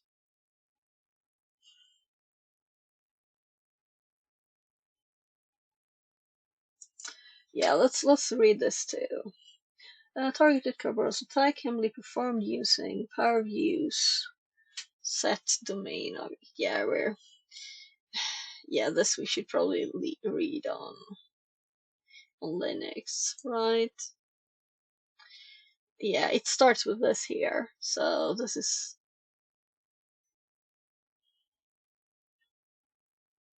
yeah, and I was like, does this exist in code?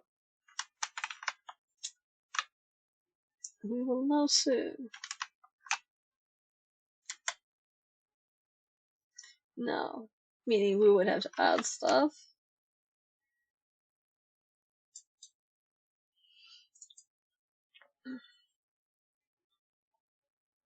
Shut down repo.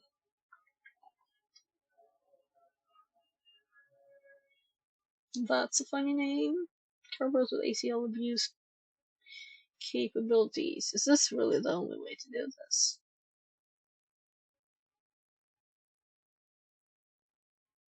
Hacky recipes.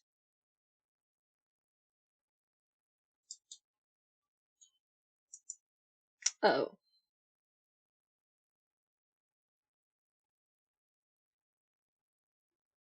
Let us know so we can fix it. Well,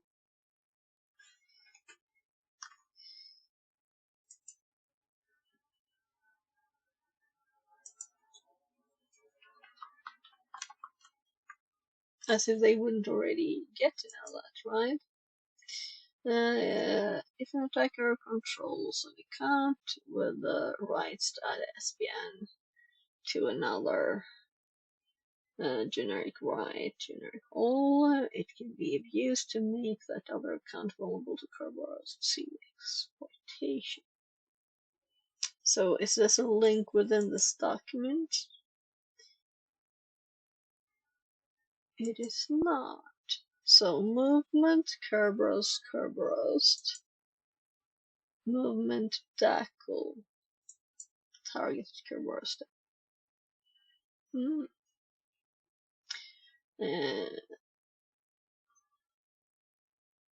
But I guess we want to go there anyway. This abuse can be carried out when controlling an object that is not generic.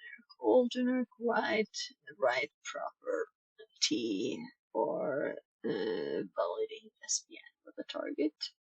A member of the account operator group usually has those permissions. It's R here too. The attacker can add a SPN service principal name to that account. Once an account has SPN, it becomes vulnerable to Kerberos. So that is why. Yeah.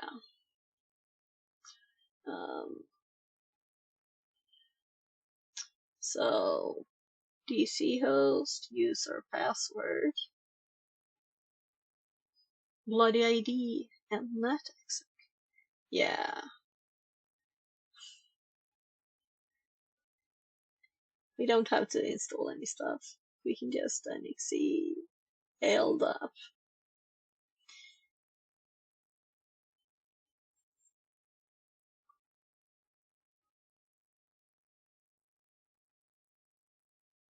Anti-hash.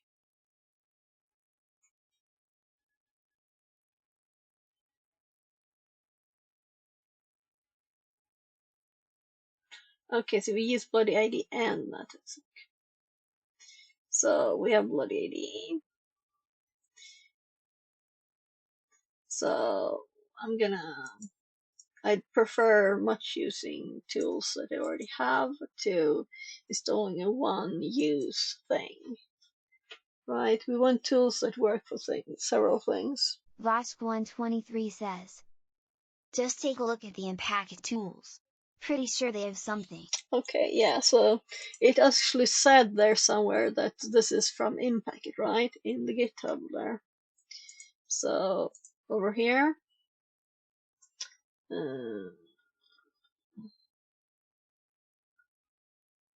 yeah, I can search for it.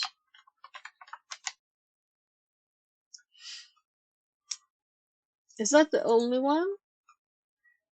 I read it somewhere else anyway. So Impacket, I want to know several ways, if possible, to do something. So I didn't even read my old notes. This is the other one, yeah. So let's do first the Kerberos one. And if you just type in Packet on Kali and tab, I think you can see all the options. Yeah, I love Kali. It's so pretty with the listings and the auto filling in. Yeah, is Seashell always this good? Is it just in Kali? 12. Let's wait. I'm just pasting this. This is not pretty. So it's going all over the place.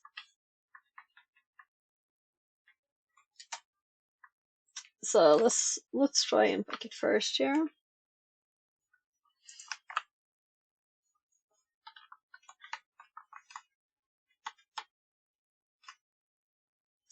So not targeted.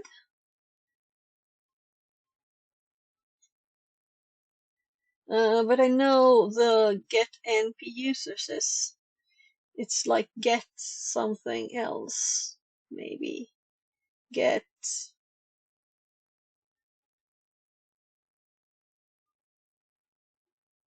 So we need to change stuff too. Get user SPNs. But we need to set it first. Yeah, so this is the second step then. So we could just think you hop can use there. this, yes. Yeah. Come on. I want to Second go step. there. I guess I have to type. Yeah, second step. Get. I'm like, where did it go? I'm tabbing again.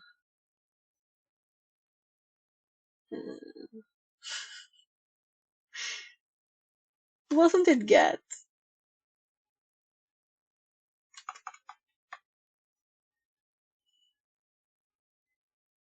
Get user.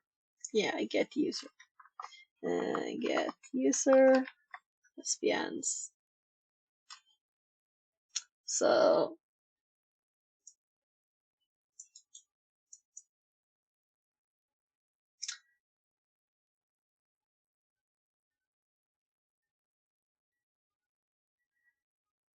I mean, seriously, this is this box, but it's the old IP.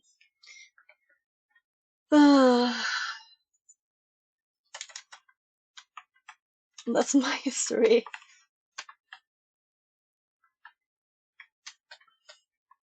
That's odd.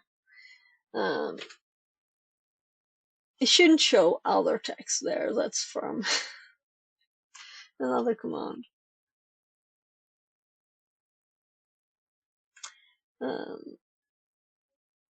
No pause. Yeah, I think I added that to my list for a reason. So it's probably in my start here ID. So if we search for this in here, nothing. Okie dokie. It's all magical. So 9, where's the other one? 12. Yeah, I didn't give it any name. So bloody AD, the domain is administrator.htb. I was like local, but no. The host is I guess it is DC because I saw that somewhere just now. Should we give it the full name? I guess too. Administrator dot HTB. The user. I put the user in here, right? Let's put Emily last. That's just the order they were in the. So Emily. Dylan Kaiser Hello, says, welcome in. Hello. Translated from German. So let's see here. Hopping to the wrong thing. Nah, that's the right one. Emily. I was like, I can type that, right? So it might be smart to use the dollar things, but in this one we have so far 6 accounts, right? So it's not that it was gonna help.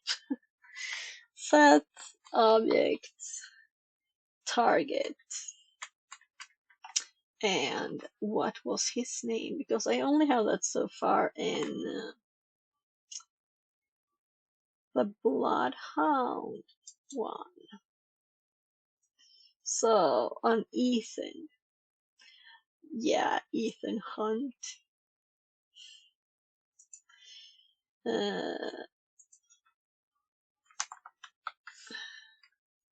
Is that the Mission Impossible name, or am I mixing things up? The service principal name. V HTB anything. Let's bloody AD help this thing.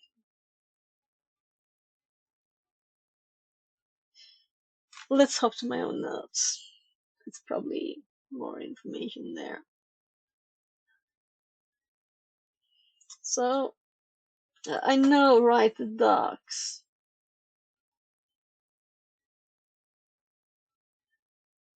So this is the examples. I remember the syntax is a bit funny, right? It's actually quite logical, and it's like 2 parts of it. It's the host. Yeah, so I should just use this instead of that. User backup, the domain, host should be the IP. What did I do?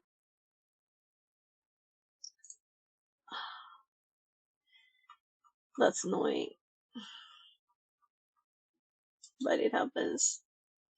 So host H, this should be the IP. It might have said I'm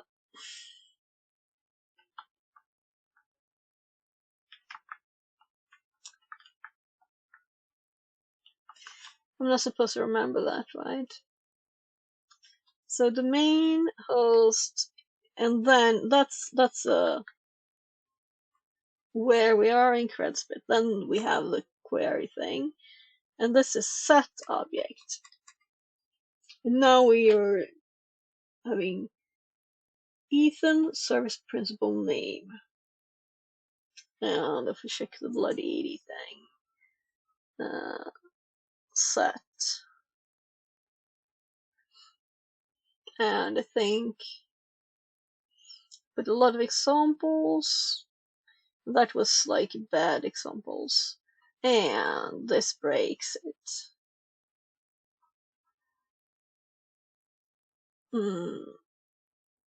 All of this needs to be in a code block thingy to not break. So let's do that, and now we can see the help. Yeah, right. And I did help for get, help for set object. So set object is what we need help for. So we're going to grab this bit.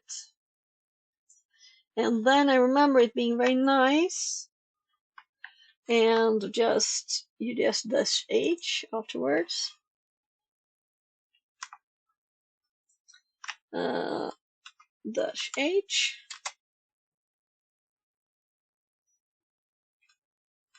And we get target attribute. And let's add the target too, which is Ethan.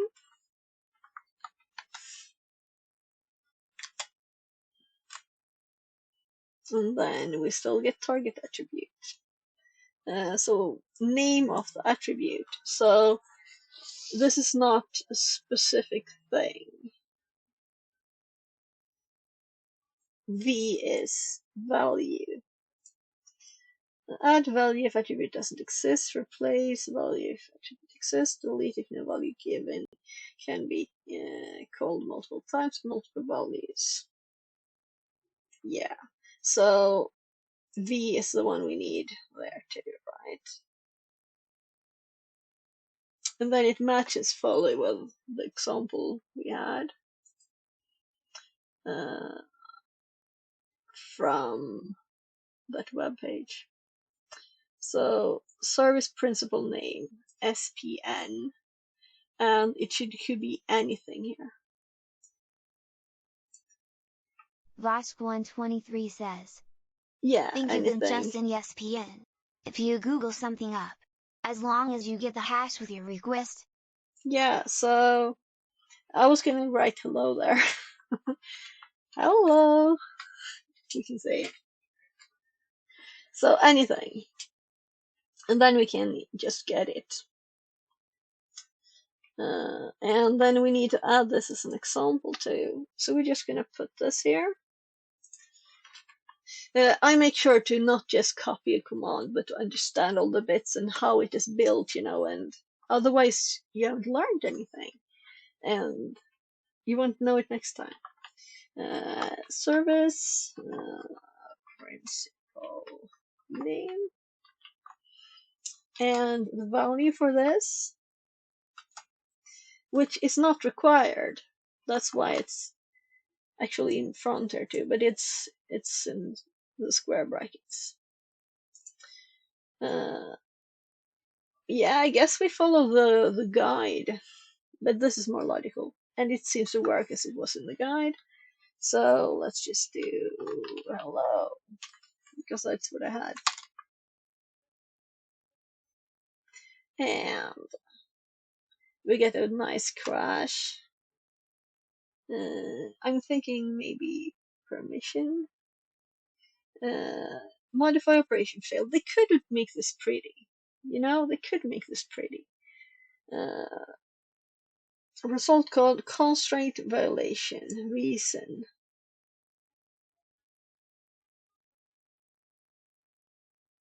So I'm going to change this to be what it was in the example, and we have it on this box. So HTTP / anything. I'm thinking maybe they want a slash. Let's add this explicit thing. Maybe it needs to have the HTTP there for some reason. Maybe there's something else, but now we have a debug. So that works. So we need a slash in there. So as we can change, I misspelled anything. So let's change this to hello, and that should work. And then we change HTTP to hello. And let's see if this fails. No, so it just needs a slash in there. And just for the thing. So now it's hello hello.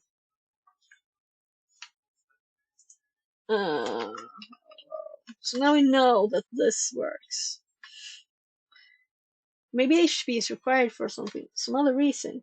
So now we can use the impact get user SPNs and try this. And then we need to, of course, NXC LDAP too, because why not learn everything? First, I'm actually gonna, well, let's paste that. And let's cut this. We need this in the notes. And let's do step 1.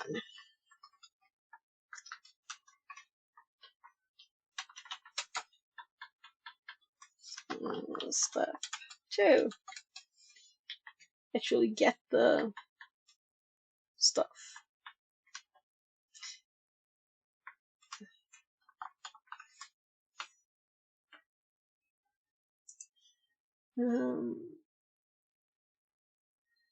So we have the IP 29.8 now. Will this work? We should just had instead of whatever it had. So, or do we require, it depends on the machine, if we need an account, right? Yeah, so we must bind, meaning we need permissions. So the DCIP is already there. And I don't have a right one for this. I guess we -h it. And this is slow, so let's just grab my little other things. No, not log 80. Start here 80. And we have impact stuff in here.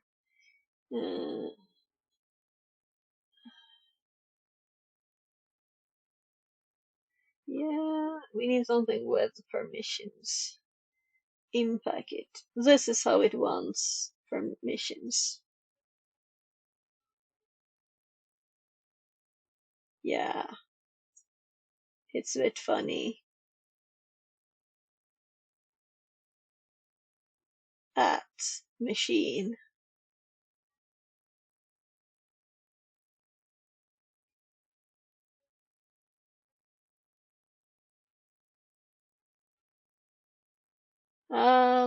Let's copy this bit. And we'll leave the same name on this one. On the Cicada one.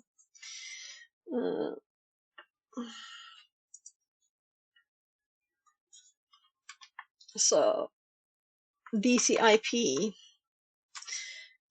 I guess we could fill in usage. I do prefer separated things.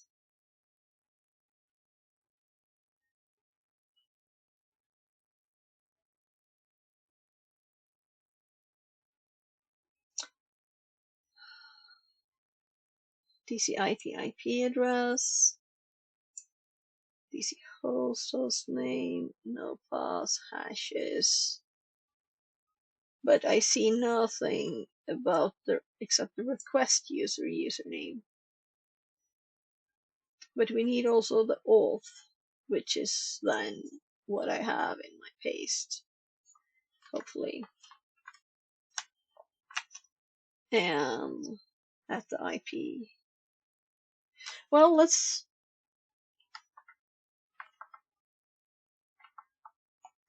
like a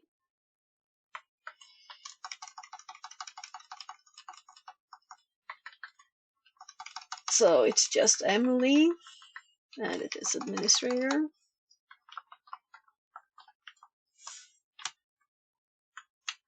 And I need to copy her password because it's Not a funny one to type.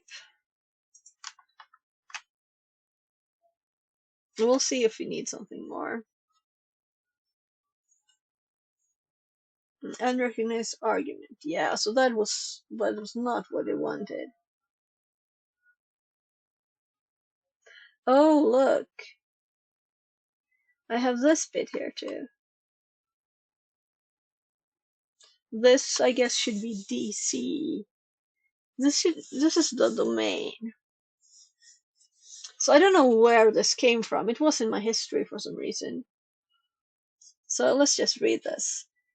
Target domain. This is target domain. Let's add target domain with one dash at the start. Target domain. Users file stealth request user save output file. I guess this might be the request user.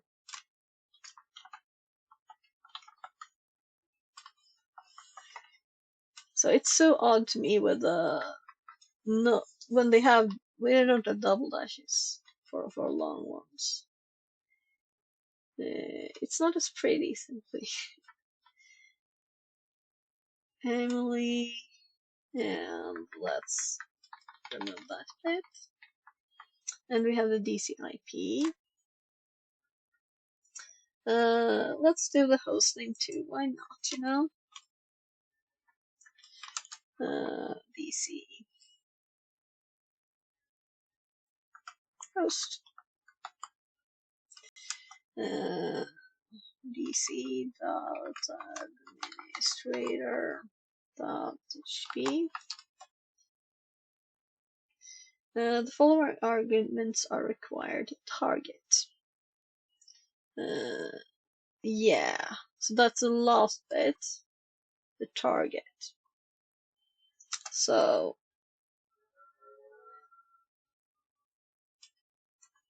what is happening now? Yeah, so also she wouldn't have. Yeah, it will just list the files there because it doesn't. I would have to have around it. Yeah, so let's just put his name here. What's his name? Ethan.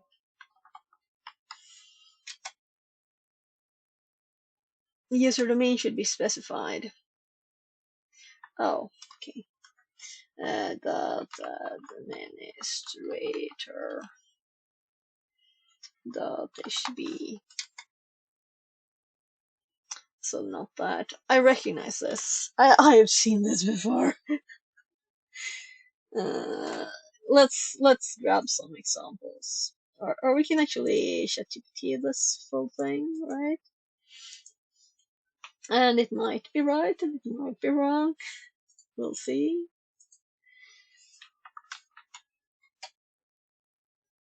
So it keeps doing this.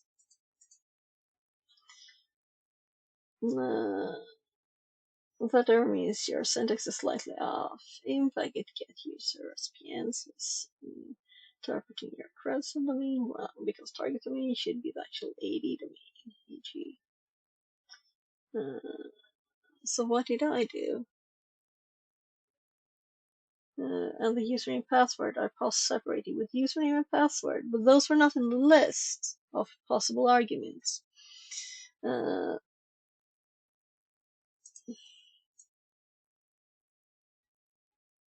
Let's send it to help. Name packet get use tab -h. There's no such thing as password and username. There's no username and password.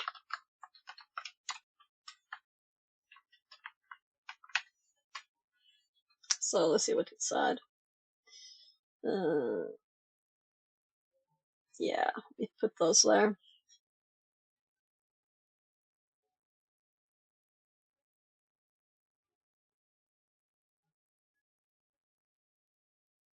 Yeah, that's request user. That's what I thought at first. But since there were no other user thing, and the first string thing I did didn't work, so now we send it to help. Right, there is username password, but it's given as part of the positional target. Target equals domain.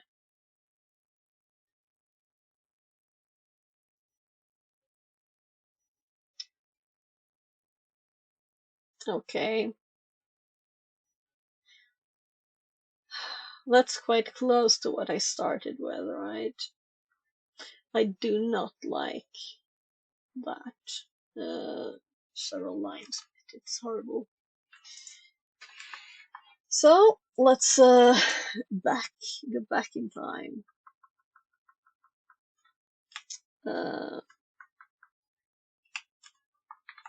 So I just added target domain because it should be this thing, right? And here we should just have then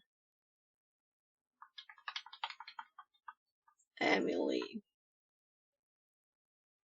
colon.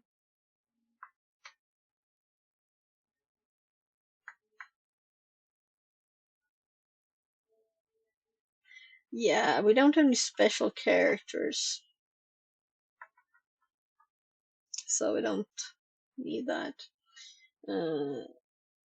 DC IP, DC host name, and then we need to remove this then probably, because that's its suggestion.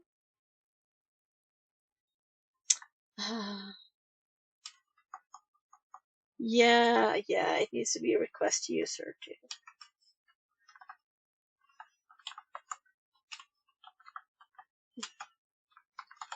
What do you think? There, hello. Flux queue to great. Okay. Yeah. I have like 3 minutes left, so it's not like I'm gonna use ChatGPT in 2 seconds again. So we can just, yeah. Yeah, Time setting with I DC wanted to admin. cheat instead of finding a command myself. So I think it was as far away as I have time in here. Let's see if it's the same command just for fun. I have a note to test the command. It's even further up. Now this one was rdate n, and this one is ntp date, which sounds more, yeah. We can try both, just for fun. So ntp date and rdate.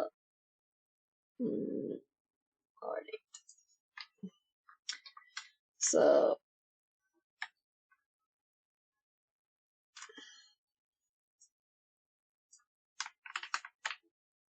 and of course, yeah, I usually do this. Let's do that. That's because it was from chat, this one.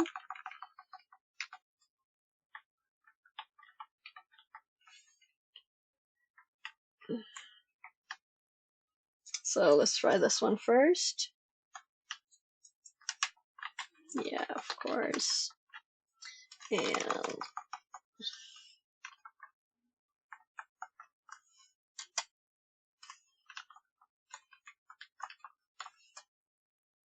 so, did that actually do anything? We will know. No. It got us the date, it didn't set the date. That's the difference. So let's use this one. S for set maybe. NTP update. Yeah. NTP date. Why did I say update? I think it's getting late, but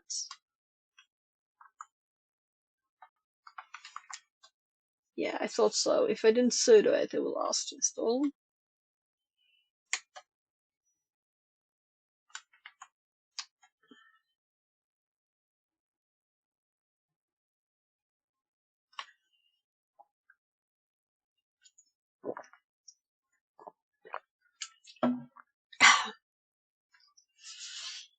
I like this. Now I'm learning stuff and getting more to the notes.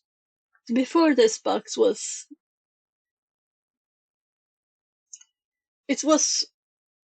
one of these CTF things where you unzip one way, you unzip another way, and another way, and another way, and another way. And then you get a flag, and it's like, okay, why? It's like, we need to make this a bit harder, so let's put more in there. So, and we don't need output, we want action change instead. Still clock skew. So we're going to NTP date h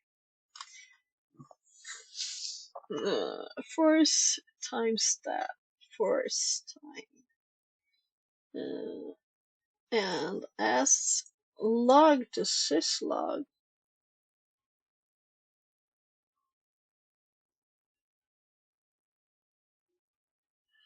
Let's see what it actually said, because I didn't read all the text. 5 minutes, I've heard 1 minute. You can fix syncing by flag to DC time.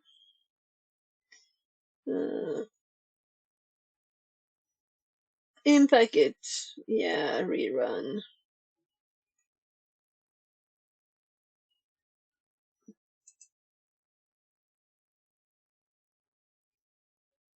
So I'm curious what time it is on the box now. So it's 23, and it's 23 on mine, so it didn't actually set anything at all.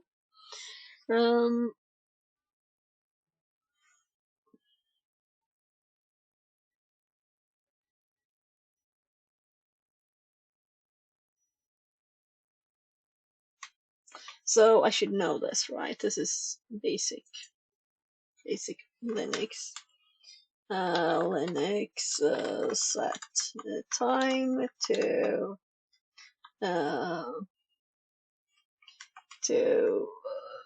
time server. I was going to write NTP, but I was like, NTP update S. So this is the same command.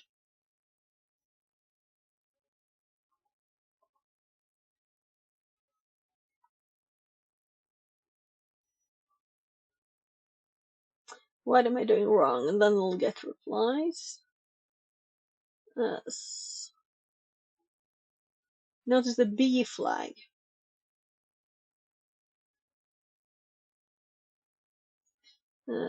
Which is force time step, but there's also force time slow. So there's a need to use sudo.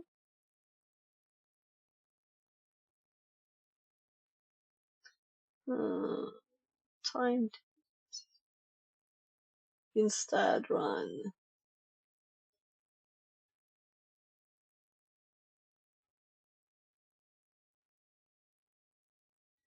PQ. Yeah, so that's the specific case. Stop the NTP. Yeah. But we're not doing NTP. I don't think we're running NTP.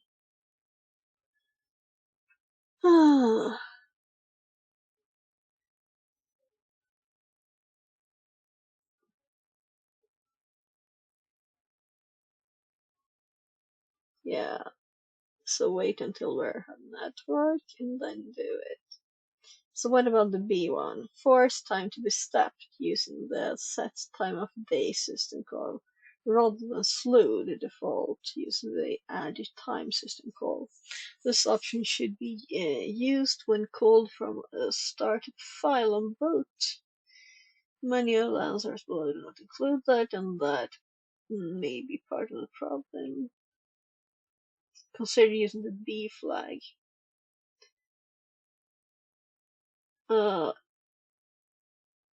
If his office more than 128 ms. Okay, let's just randomly test stuff, right? First of all, actually, Linux time. Yeah, just time.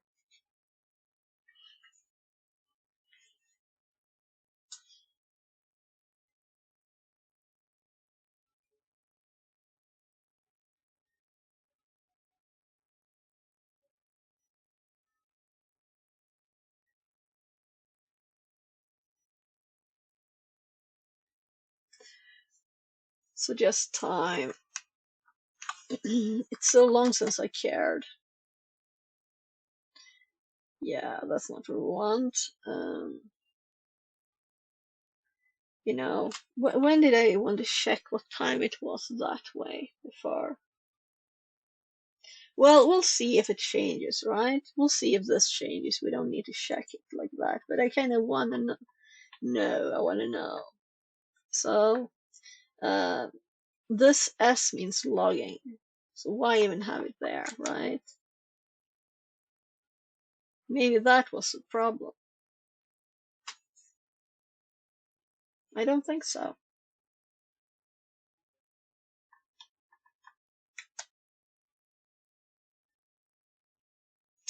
So,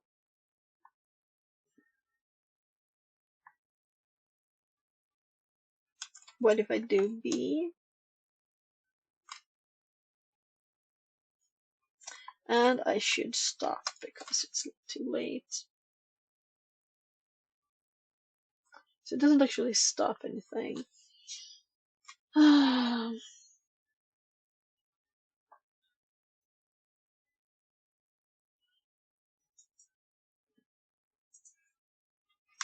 This does nothing. I also tried dash B and dash B. What we didn't do though is do dash S dash B, which only logs it instead. Yeah, so we don't get the output this time.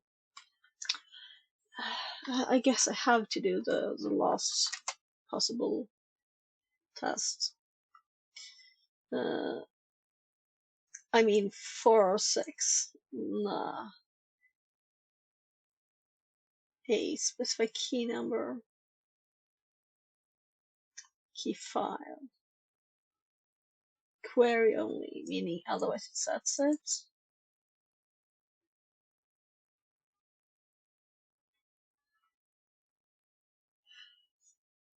So let's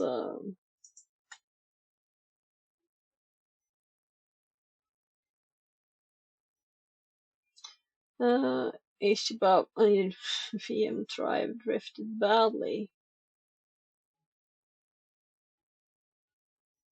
Yeah, it's offset by lots of hours, of course. I'm in a different time zone, so of course it's off a lot. Well, yeah. Ah, like that was news? Otherwise it wouldn't have done that.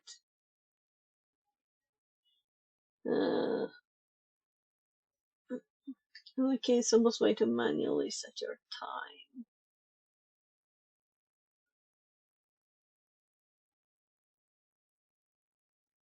Sudo date.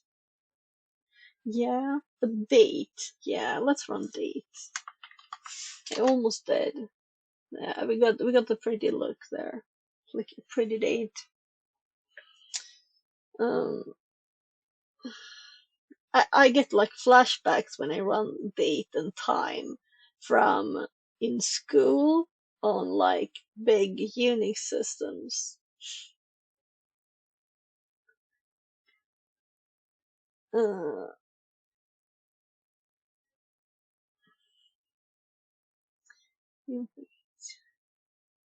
get user SPNs.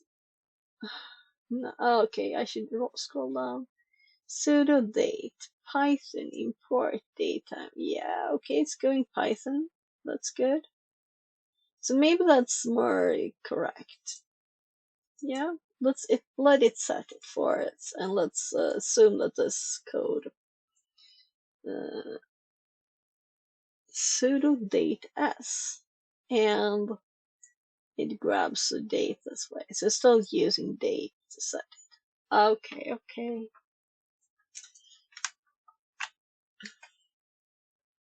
Yeah. This makes problem, right? Because we won't just be able to install it without making a virtual annoyance. So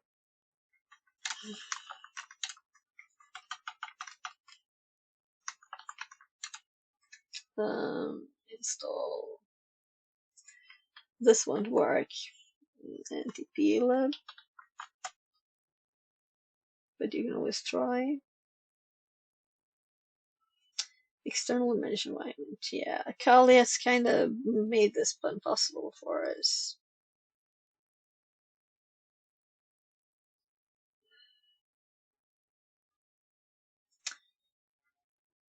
And I'm over my deadline. I've promised my kids, or I told them, I'm a good example. I'm gonna go to bed at 23. I couldn't full sleep this early though yesterday, so it kind of feels like, yeah. But I need to be a good example for the kids. My 7-year-old is not falling asleep as he should. Um, what do you think? Should we do a little more? Um, let's just fix this virtual environment. Let's make it in the CD. Yeah, exactly. And here we already have lots of stuff. So, come on, I want to scroll. Uh, uh, uh, I just want to save this command here that we have currently. Copy. And I'm aware there might be other problems in this, but 11, 12. I didn't save anything, so I want to make sure it's there.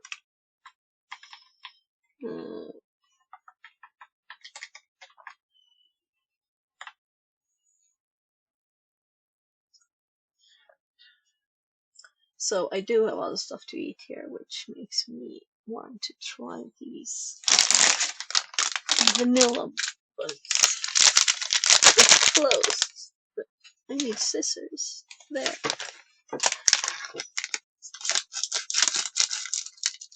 Just try one. Right?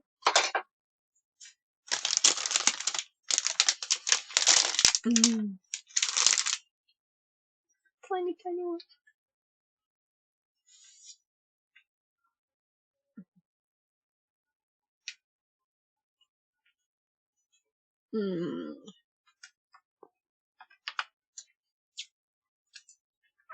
So I never remember the commands.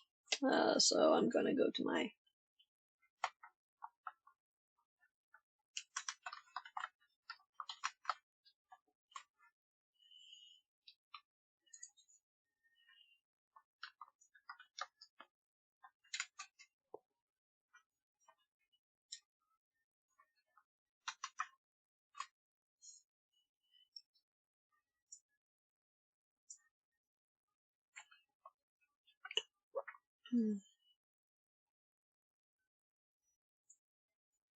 This is so annoying. Ah.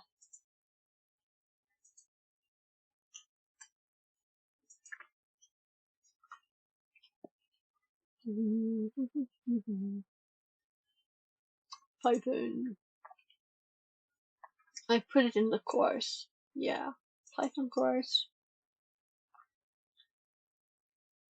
Which I should finish. Virtual environment. I should put this in guides instead. So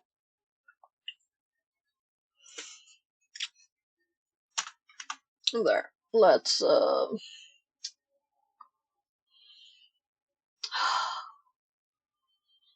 Python 3 MVN dot.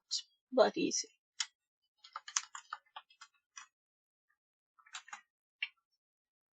So the module VN and on this it's a path at the end. And then we source bin activate.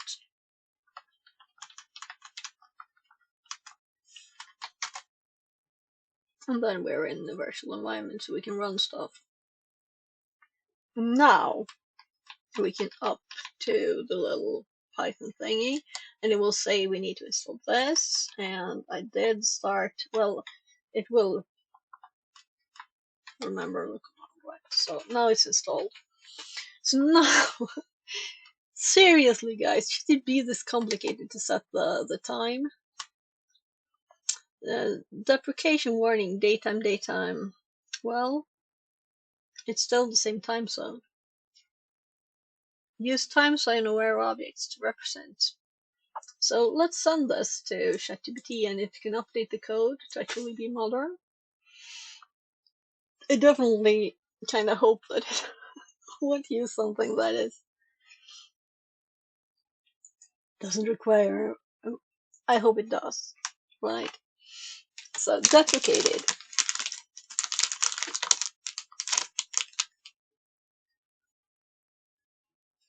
No, that's not fine because we want to have the best stuff. No, it's not.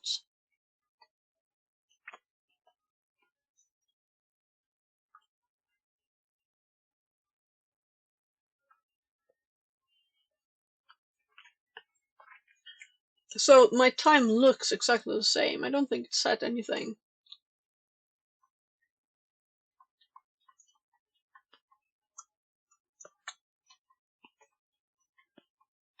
No one believed me when I said 1, right?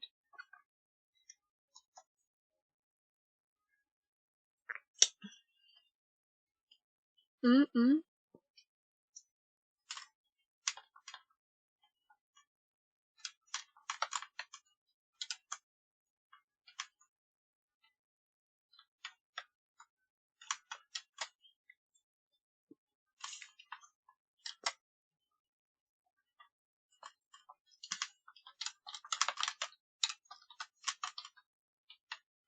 Yeah, there must be a command to copy.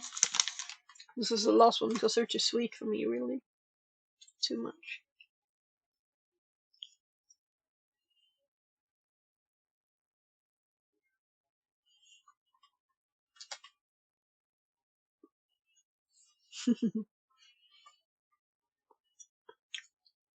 So, no. We still get the same message. And the time zone was not changed. If it doesn't tell me, oh, this is why, I'm gonna do the manual bit for now. Or Google.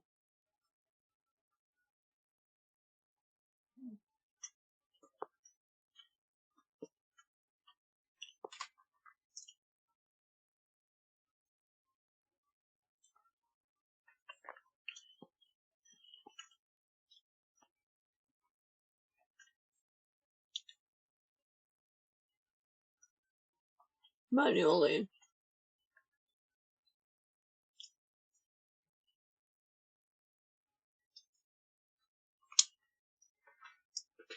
We don't need to grab. It's not like you're gonna get annoying lines.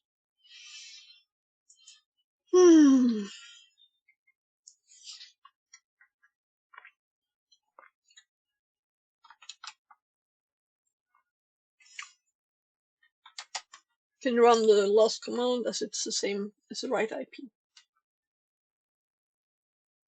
Let's see, did it say the time? Maybe it didn't. So we don't want shares. I think there might be time. If not, we'll have to just type again.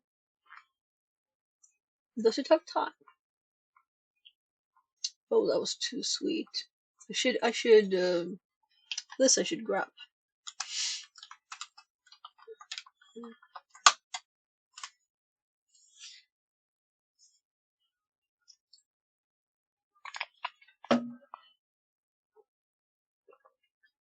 No, I was skipping that. We will do SMB client. And we haven't done this on this machine, but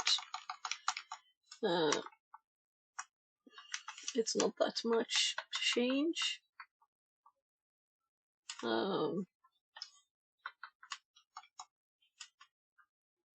Is it P? I don't think so. Maybe. I don't think so. It might be a colon.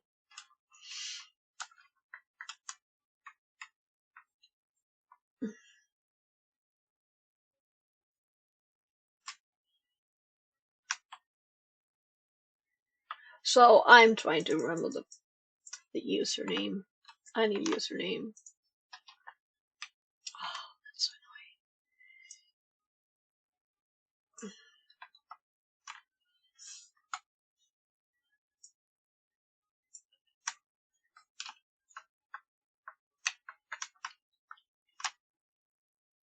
annoying. It will ask for the password, and this is one that we set.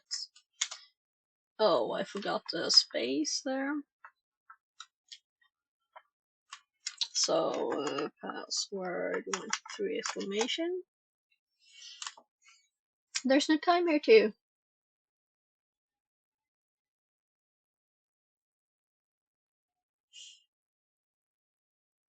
Yeah, and there's no current time in there. I don't know why it wanted that.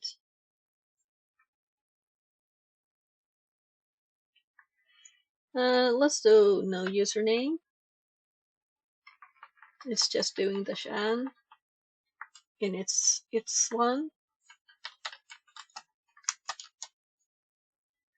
Still nothing.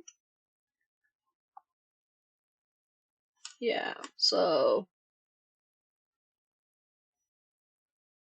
let's just do date to see hours first, and then we use the command that we had before. Let's just go up a little bit here.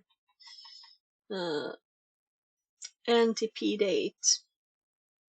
Did this one actually give us a date? So it's 6:24 there instead, right? That's why. It's supposed to be 6, not 11. Oh gosh, why not use 24 hours? PM. It's so annoying. It's 23, it's not 11. So let's do sudo date and US, and we can redo this if we need to.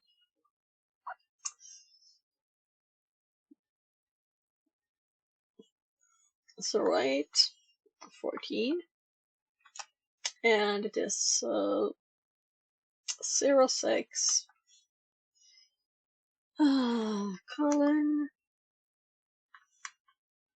I guess I'll put it as 25, and then we could check that one. Check that one. No, it's not set even. So maybe we need to stop it, and that's the thing, because it's running NTP internally anyway.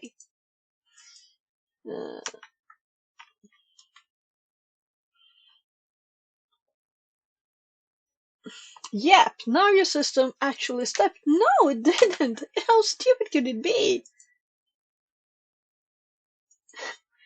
No, it didn't. Are you blind?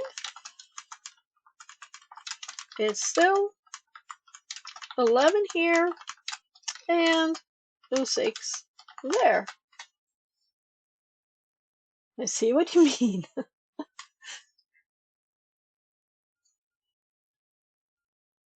Absolute UTC.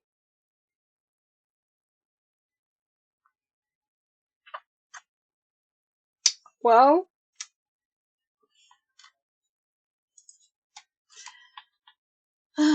if that didn't work, something's odd. So let's try running it again. Wonder if it noticed we're in a virtual environment. Ooh, big surprise, clock's due to great. Yeah, so we're gonna go Google this instead of asking a stupid computer. Yeah. So we can just do this and Google, because people are smarter than the most stupid thing in the galaxy. And that includes rats and stuff. So forums of Hack the Bags is probably very relevant.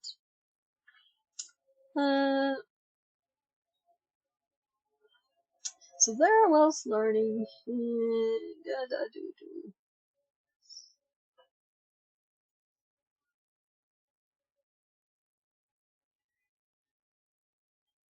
I did sudo date.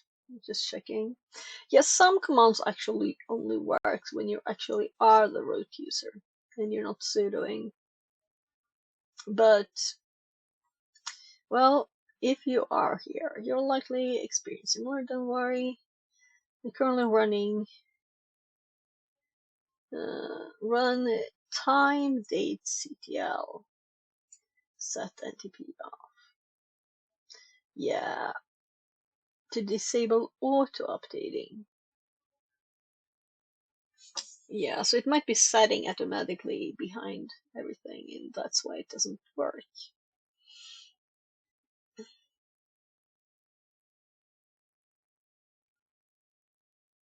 Yeah, and this is the same command we're running too. Now let's check the other one too. So I don't want to turn anything off if I can't turn it back on. I mean, we could just check the commands help, but why not have both before? Active Directory enumeration and text browsing from Linux. Following command. Yeah, again, SPNs.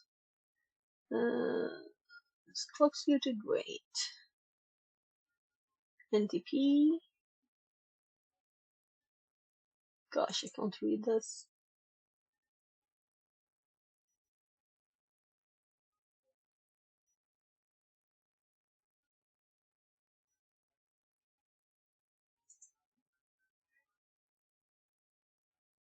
How can I synchronize? Yeah, so they don't know. Sudo rdate n. And sudo ntp date. Yeah. Some of these buttons are really tend. So these are both the commands that we have been running already, right? So both of them didn't work. So let's compare. So I know that the S there is just for don't show the output, log it instead. So we can just remove the S. That was just ChatGPT's stupid suggestion. And otherwise, they're identical, right? And these don't work. So we need to continue and see if there's anything else. Some of these were written down, don't remember the key specifically, but if it's from your host or victim, you should be able to download a binary and just sync your clock to the PCs. Like its phone box, almost a whole entire HTB, and also did not have a problem with it.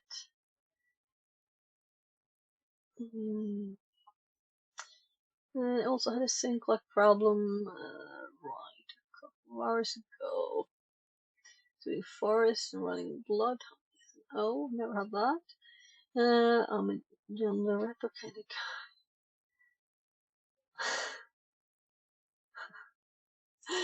guy.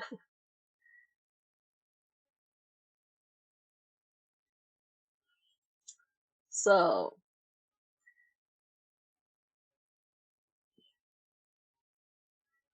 let's just assume that the previous checks I did before Linux, not this one here, this might be also one of the solutions, and this is a stop start, but I don't know what the question was. How to force clock update using NTP.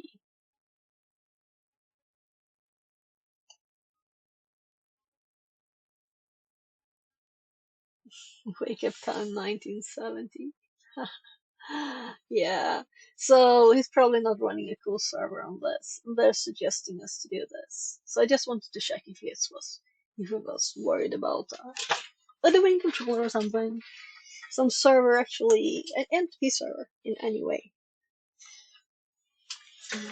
So I'm gonna go check my kid, and then I'll be back because he needs to sleep. I should too, I guess, but I'm not gonna be able to get this to her.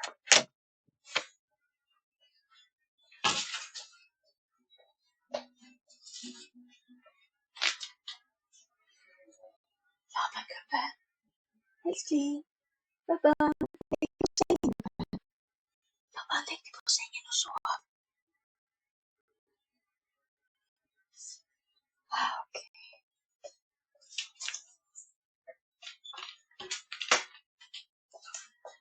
Just sleeping on this chair. That's not cute. It didn't seem like it would wake him up. And his little brother would be waking up if I tried more. Because he will wake up. And then he will get up and think it's morning.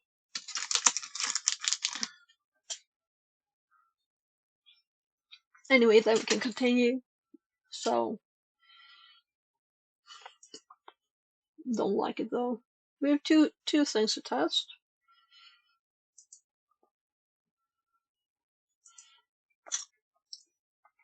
This was just saying do what we already did and it failed.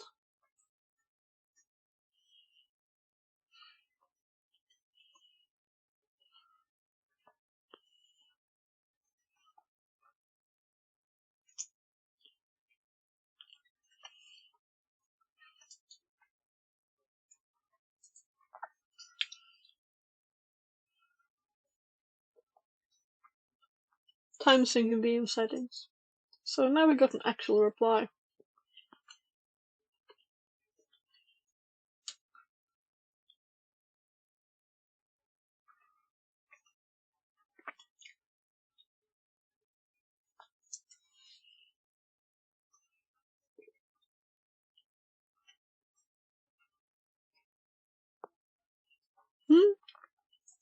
Deleted.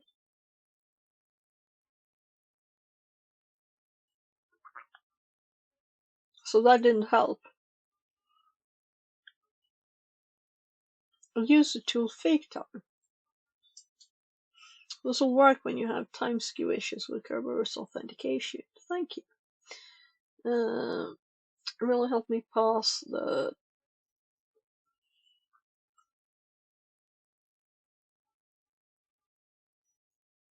doesn't solve the error Kerberos session error though. Sometimes NTP date Come on, doesn't work for me, and I have to edit my time manually. We tried that too, even though I didn't do it carefully. What I've done before was to use a debug flag when running Impact. Yeah, this is a VM and it's VMware, and we had a tip here. So let's try this. So I can't access the settings again though. Yeah, I could. Woohoo! So it's not been running for very long. Let's hope it just won't stop working. So I'm just gonna eat one of these and then no more sweet stuff for today.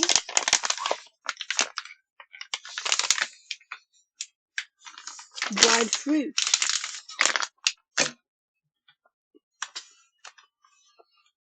Hmm.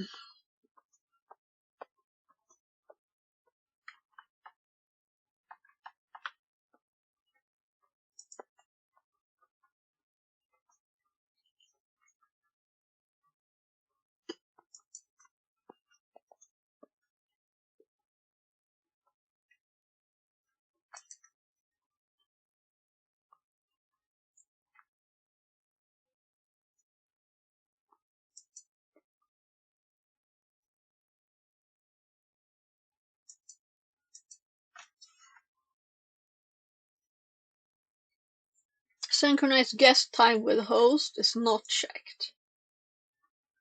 Not checked. Time sync off. Well, it will probably not update. Yes. So if I go this, yeah, then on. So time sync was off already. So now we have checked that at least. Sounded too good. Sounded so good. But it might just connect to the internet somewhere. So we're gonna check that. It will probably check any time server and use that.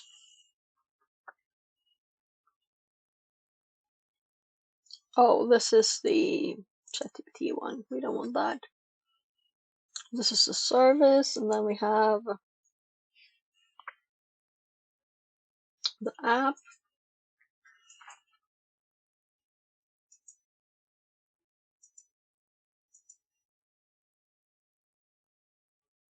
So where did it go?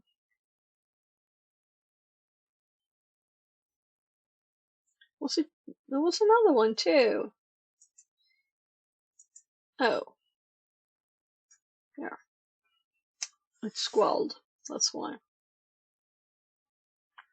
So I'm just gonna put this thing. So it won't destroy.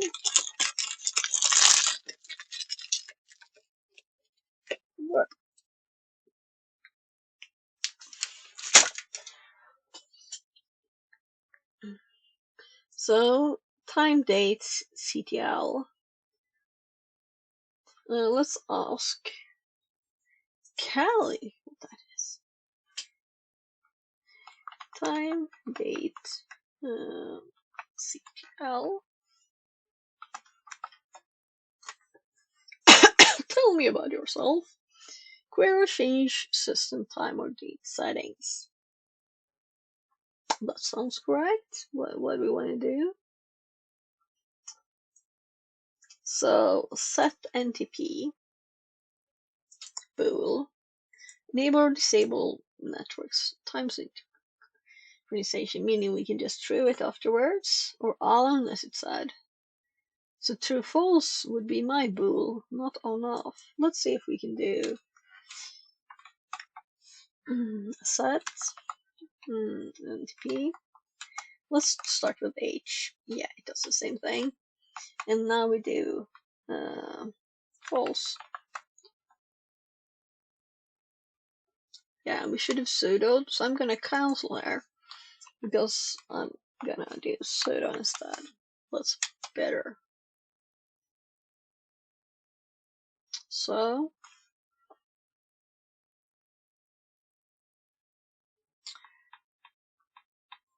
let's do the prettiest one first. Which one is the prettiest? What do you think? Just this.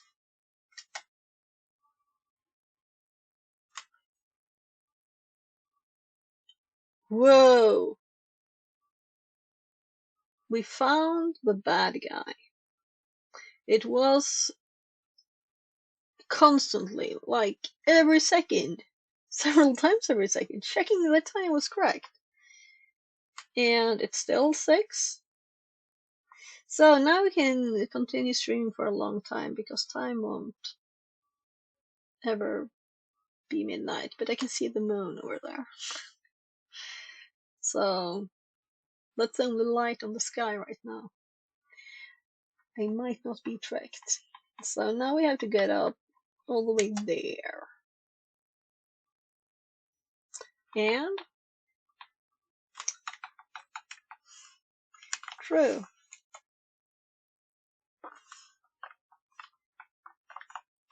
So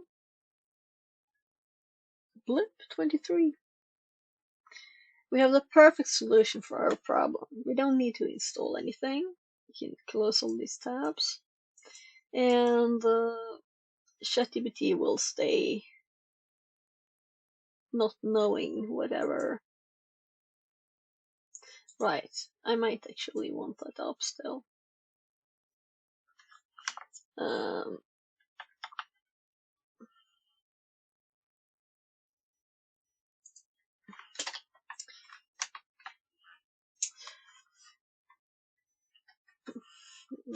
First, disable the automatic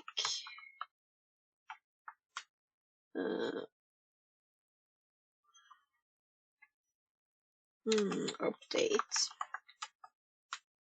of your time.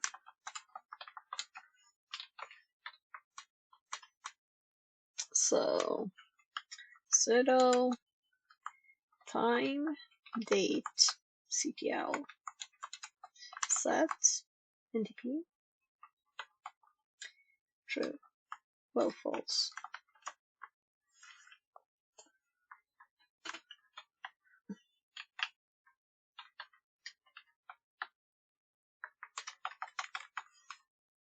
True.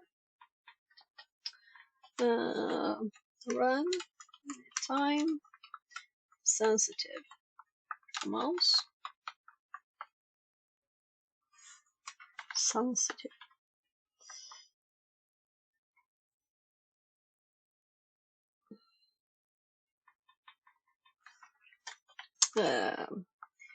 You might get errors like, and we're gonna actually put the error here because if we get it and we search for it in the notes, we will find it, right? And I'm gonna scroll up to the last time we got the error here.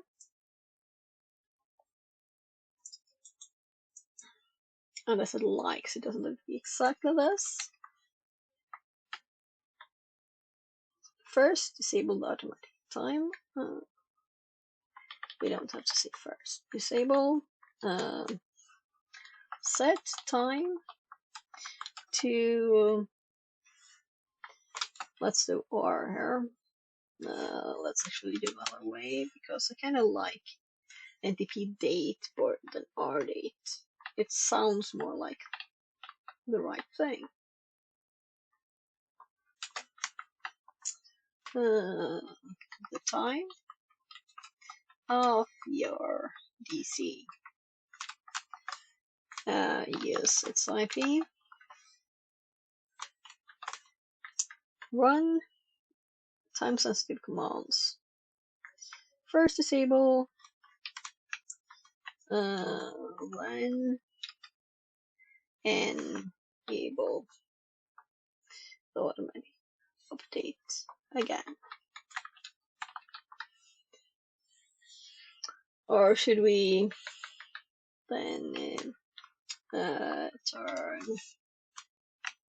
automatic update back on?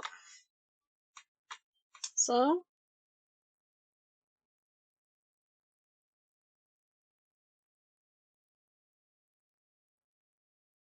Why do you think? Also, we can see this in the end map, but that's not a quick command to run. We could just do it on 88 though, I guess. So,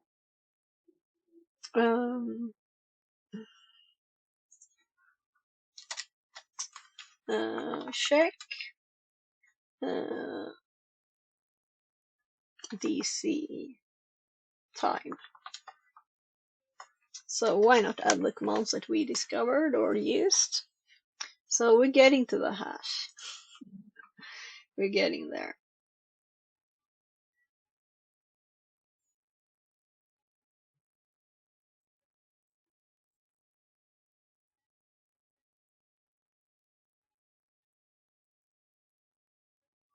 Yeah, this is a set command. How can we just get the date? Right, there was a flag on this command that we used. That was just check only. That was before Python hell. It's not that horrible, is it? I just don't do it often enough to remember the commands. Maybe I will next time because it wasn't that long then. We'll see.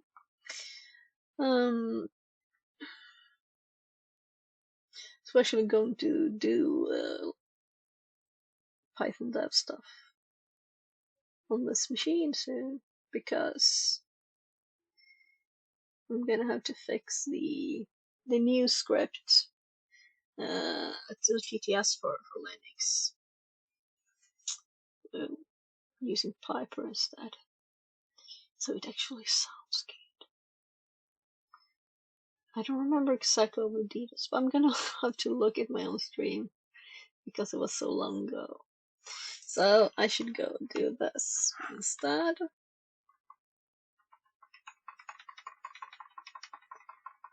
So that's where we started Bloodhound. We're long ago. We're thinking, fixing the bloody command, and we're getting soon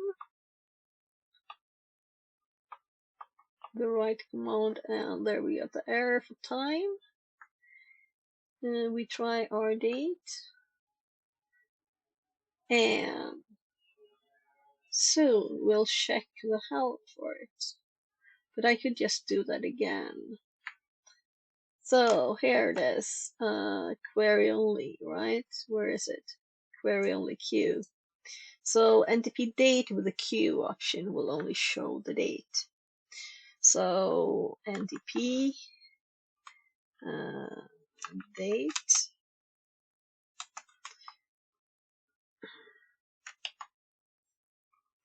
No, I did sudo NTP date, and now we'll do queue, and that will give us, yeah.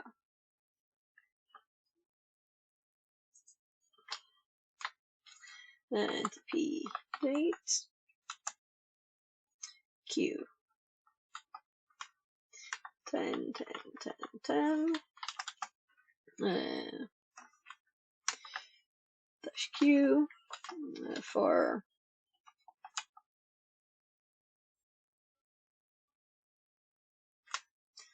yeah, let's not scroll up there again. Let's just add a dash h to that.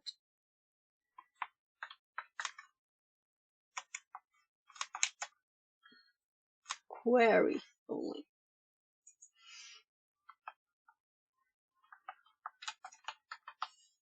Q for query only.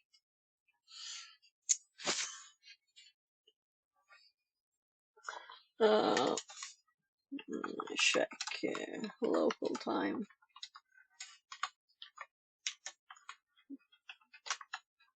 Date. That's good enough. Precision. And we should also be able to set the timeline.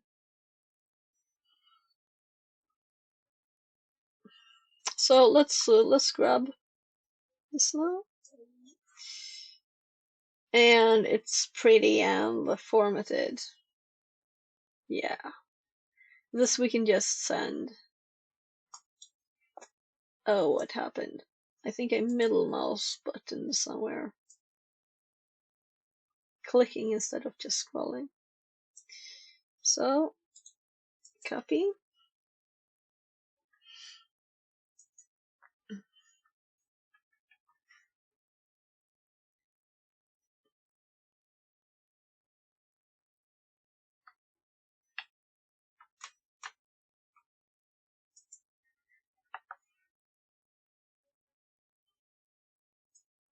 So this one actually just requires that, because it's the command before we go.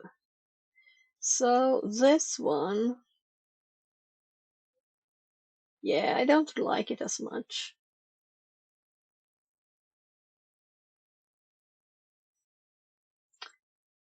Because this is a text file, I guess. But I like netexec, so we're gonna do it anyway.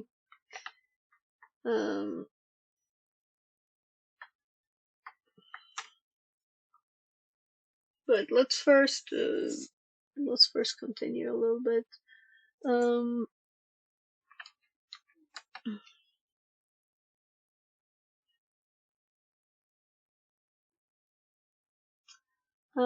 Set and get SPN.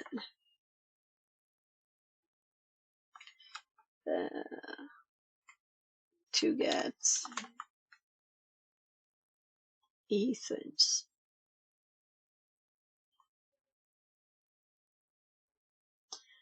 Yeah, this is hashcat, right? So I guess I can copy it again.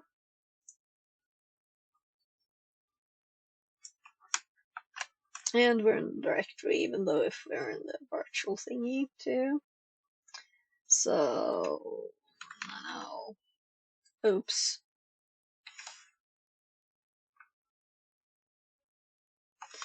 No. Ethan.hash. Paste. And it's just one long line. So hashcat.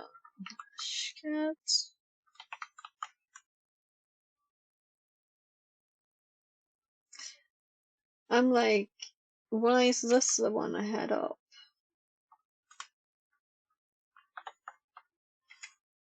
Was it John format? No, that's the one we did last. Just today. For this box. Hashcat.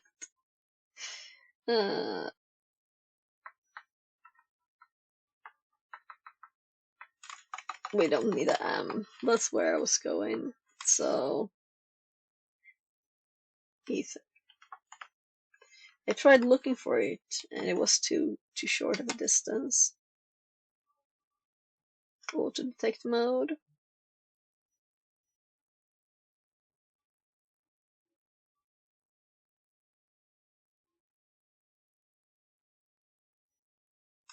So let's like save this, I guess.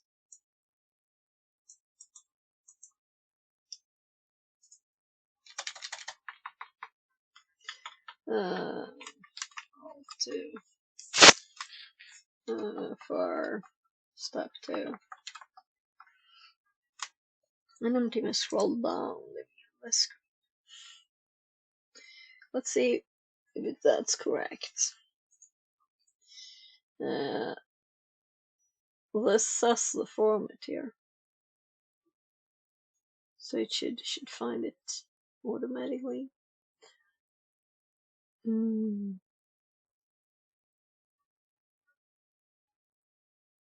It looked right to me. Yeah. Correct. So let's see. I was gonna paste something. This doesn't even have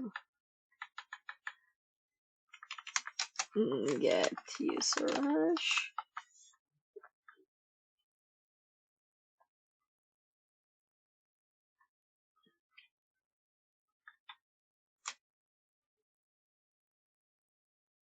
Yeah, I was gonna paste the little step. That's what I was gonna paste. And then we have the big one because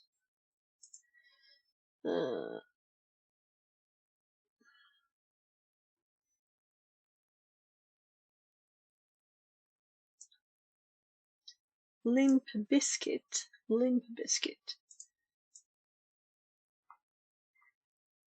So I'm gonna put all of this in there because it's what it gave us. So these right clicks, they seem to have a similar problem to me going to the top of the screen. It's like blinking slightly.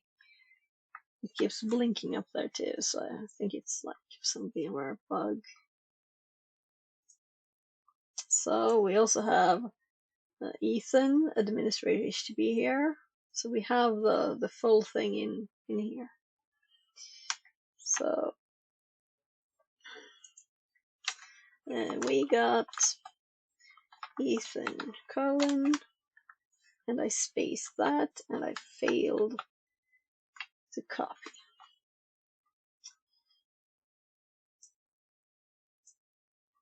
I probably Control-Shift-clicked.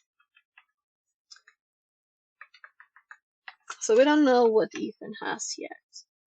Maybe he has some fun permissions that was not visible. Let's just hop over to Bloodhound again and look at him. But first, I'm gonna put this in our like collected notes. So, do we have any use of this user? Is it just for fun? This was good. I liked it. I also got to deal with the time thingy and find a solution. So, Bloodhound. Now we also have Ethan. So this looks funny because no, wrong place to sue. Here.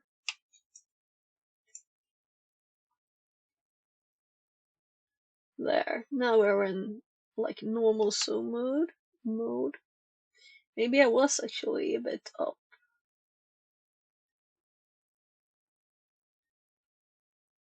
Whatever. Let's just check where he's a member. Yeah, he's just a normal user. Just a normal guy as it looks here. But let's put a little him.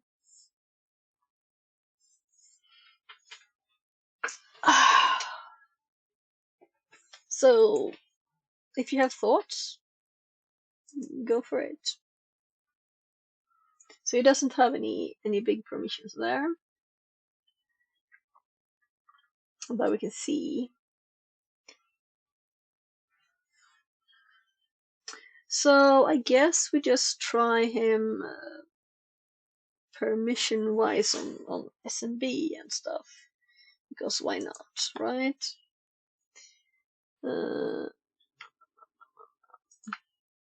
I was already in here, so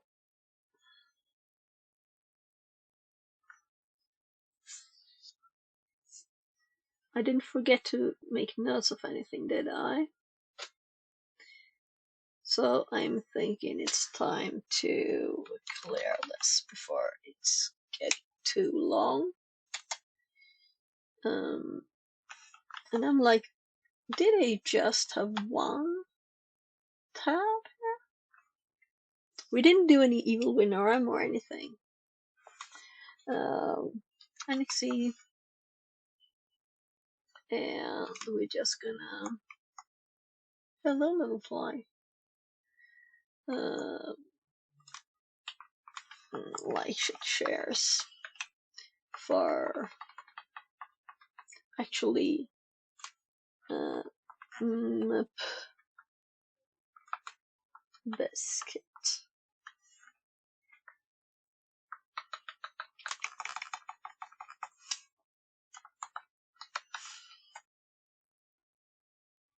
Oh, I misspelled it. How can you misspell them?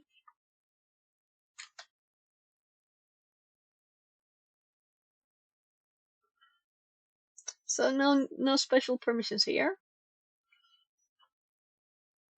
But we confirmed also that this is a working account. It's the correct permission for the account, right? So we can put this in the notes as a confirmation of the permission of the password. It is correct. Not that it could not have been, but you know. Welcome in. Thanks for the follow. New follower, happy hacking. So less than 3. So let's do a confirmation. So, anything else? Any suggestions? We can do this one too. Or we could just leave this for... I guess I'm gonna put this in my notes as commands to run now, so we don't miss it.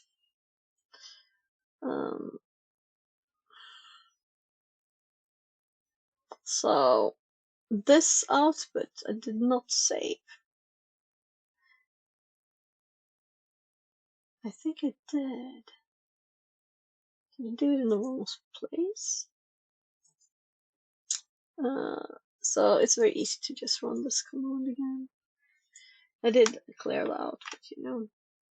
So if you have any suggestions, so I have on the previous user, yeah. Why did I paste that? Because I thought I actually copied something. So let's just copy.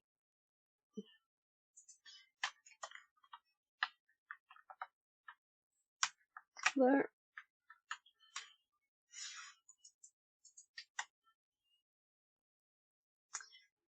Oh, happy hacking. That's a nice name.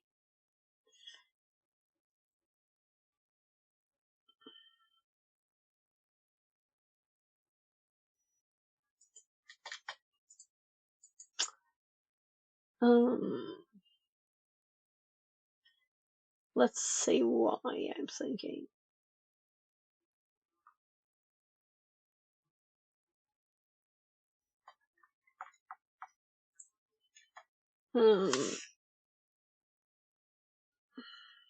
Or should we try and continue first? So let's hop back here and actually let's open a new tab.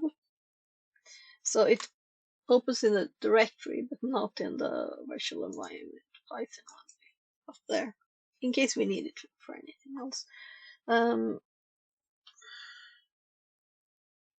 So this should have Olivia's stuff in there. So let's say we want to be Emily instead, the user with the special stuff. Emily. And she has a long random one. So let's grab it from info.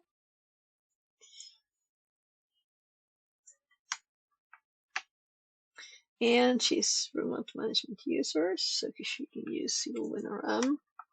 And this is where we got the users from, the users txt. So the thing here is, oh yeah, I put it there. So the box is not being restarted, even though I restarted my VM because it was acting funny. And especially Bloodhound wouldn't start. cd./desktop ls.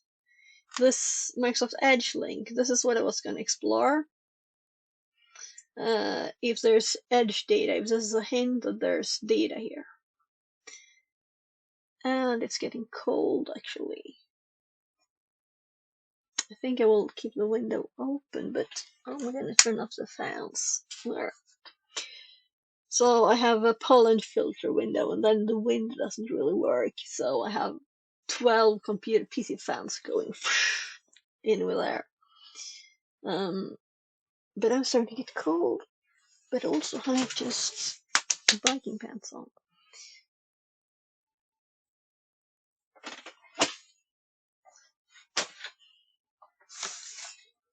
I'll just put something on my legs. There.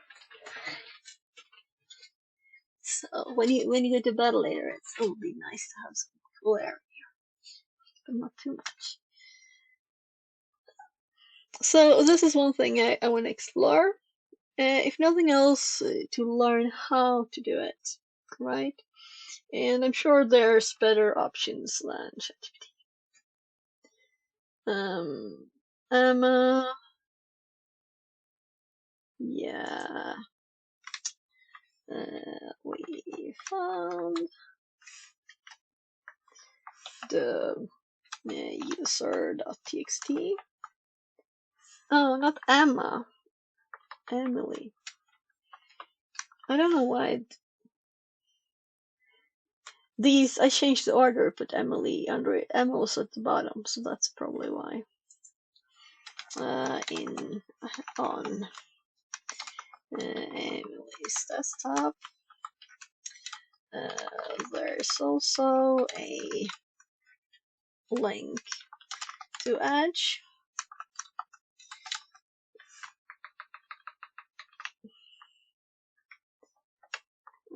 Is this a hint? They are usually empty, right? Not always hints, but I don't think I want to write anything more on that. So why would we want to become Ethan?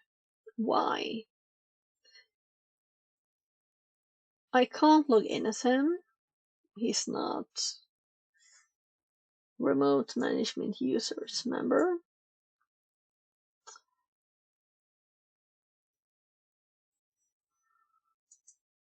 So there must be something special. Yeah, there's also things we can check, but maybe Emily has other permissions or whatever. Yeah, maybe I'm too tired. I don't know. I'm starting to feel tired of this. Yeah, it's past midnight. It's not like I'm not usually stream until it's 10 hours now. Until much later.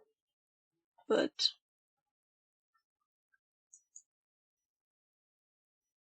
so what do you think? Maybe it's time to stop.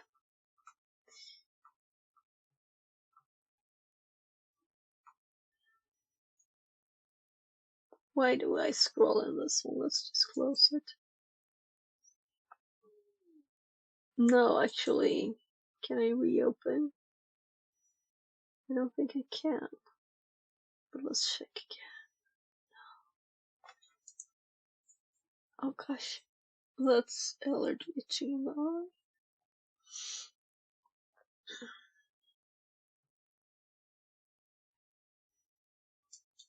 So I was gonna add the command we just run to my bloody AD to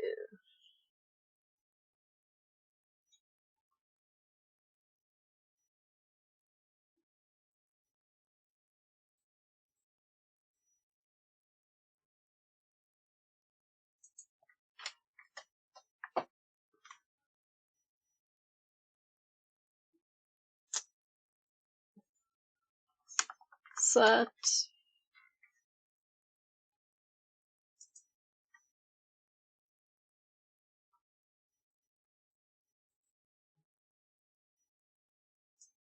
object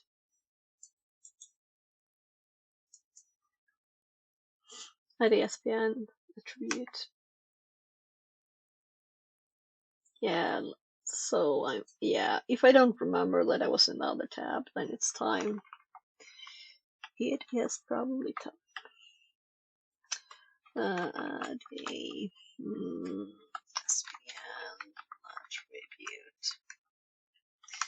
attribute to be able to get the hash of the user using, and then I think we might want a link.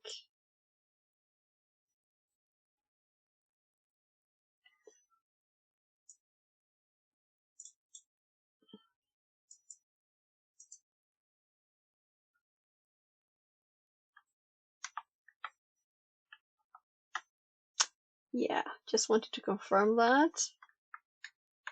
We don't have one now, so we're gonna make one. And I have some in-packet commands here. So let's add this as a separate tool. There. And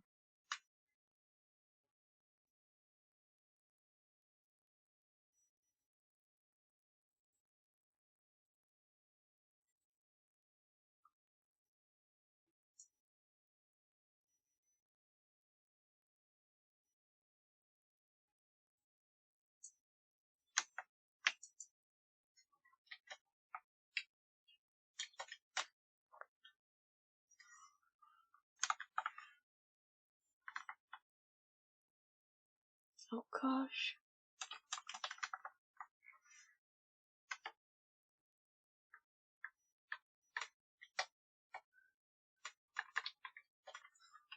Example. And these links will just work.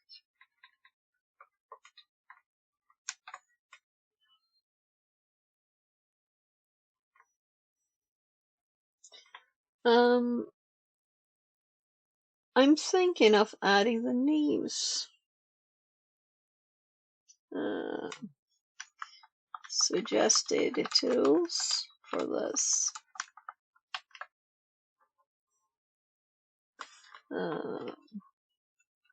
Other suggested tools for this simpler alternative. And I'm gonna tab here in the machine to, I want to tab to the browser, thank you. It's a pie whisker.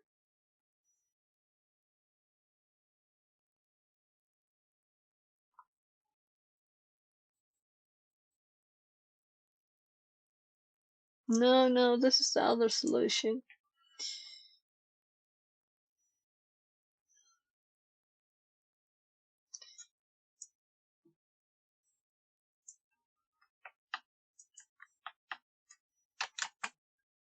So what else?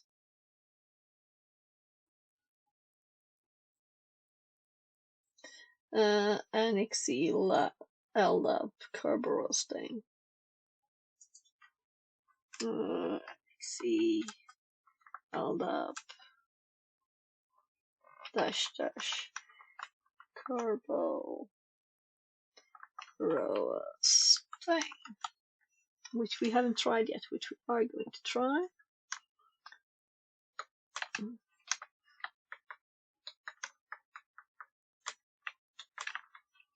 So I'm just putting some markers on them so you can see it's several words.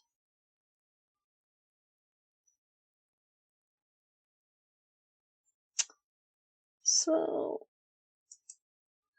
it can possibly be correct. Yeah, I read it.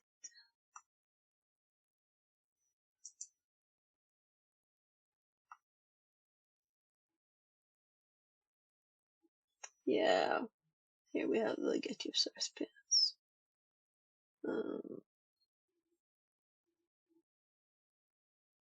But this is a targeted one.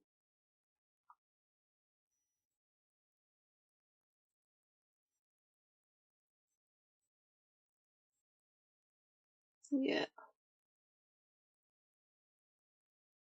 So they wouldn't have to need to do that.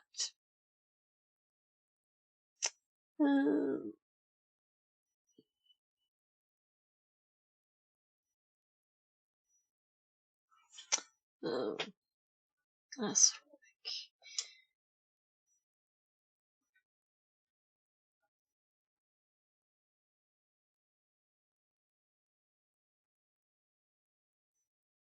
if an attacker knows of an account with pre-authentication isn't required. Yeah. Multiple service accounts.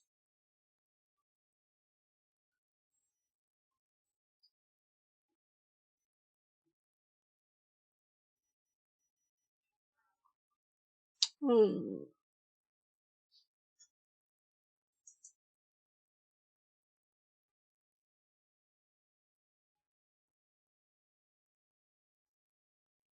So service account, meaning it has service principal name in there.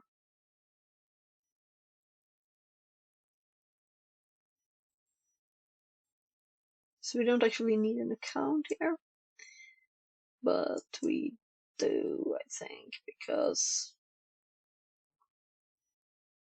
we can't even talk to the AD in this machine without it.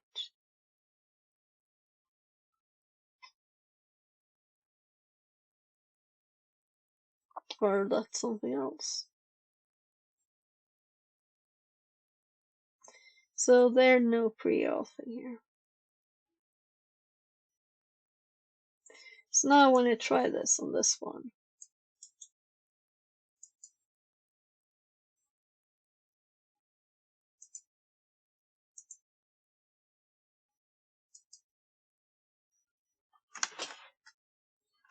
So Control C, get imp. So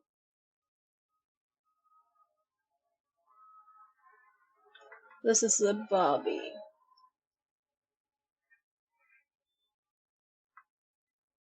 Domain local is the first bit, and we don't use a username, and that's what I had from the start. I had this at the start, and DC host, DC IP or host, domain local. This is domain local. We don't have no pre-auth because that's a new one. So let's see if we can get this without, because we used this should probably work then if it's this thing.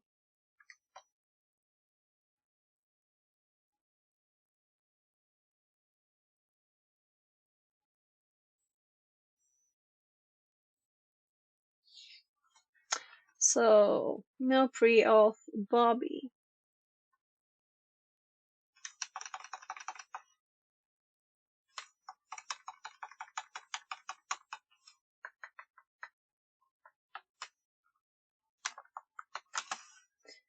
No pre-auth Ethan.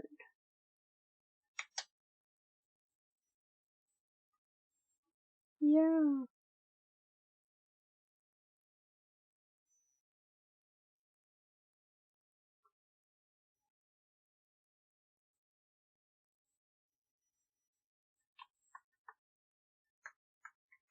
So let's copy this one again.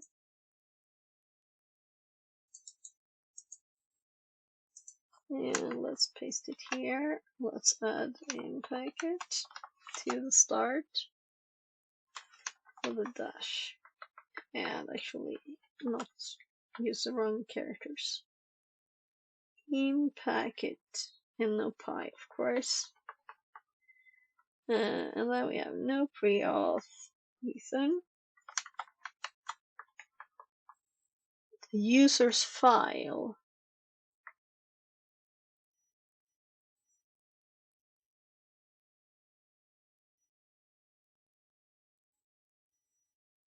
But we don't want a file. So let's -h here.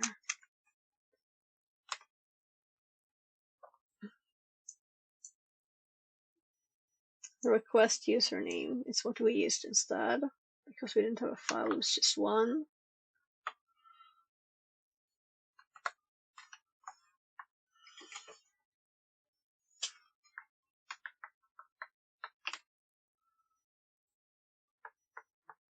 So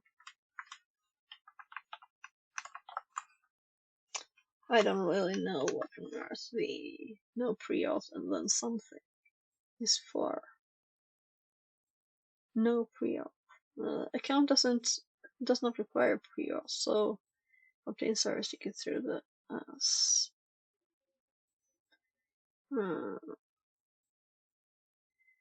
no pre-auth, no pre-auth.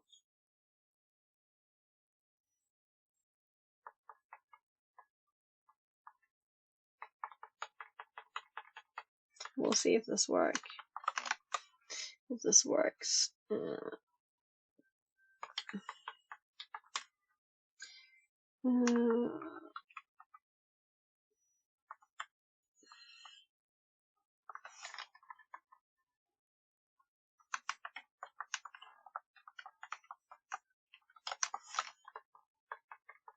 I might have typed something, but I kind of think this won't work. You have to specify username. Must contain a list of user file must. Yeah. So it requires that. So we can't do that. Like we couldn't have a file with just that in, but I guess services.txt. Ah, no. Services.txt. Ethan. Oh, wrong characters.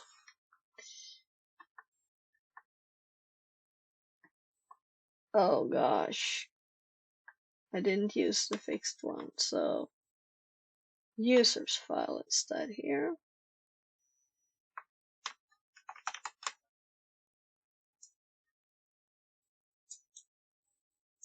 I'm not going to type all the other stuff again. This is easier to paste.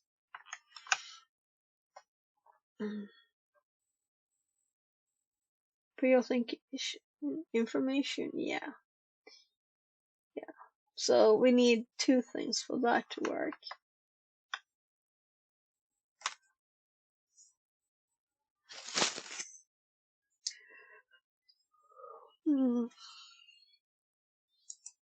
So we did it the right way, the correct way.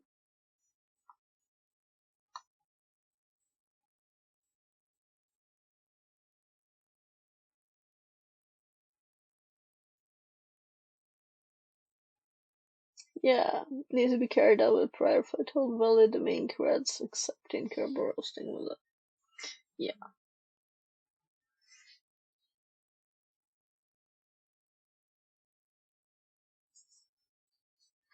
So it's nice to know what it actually does. We can do TTS in this bit.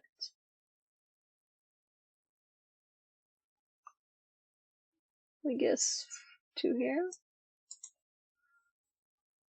And the thing that I really should do, oh, yeah, Roncalli. You can't TTS. I'll have to put this on Windows because the TTS is broken. The plugin is broken. Roncalli. But it's not like this takes time.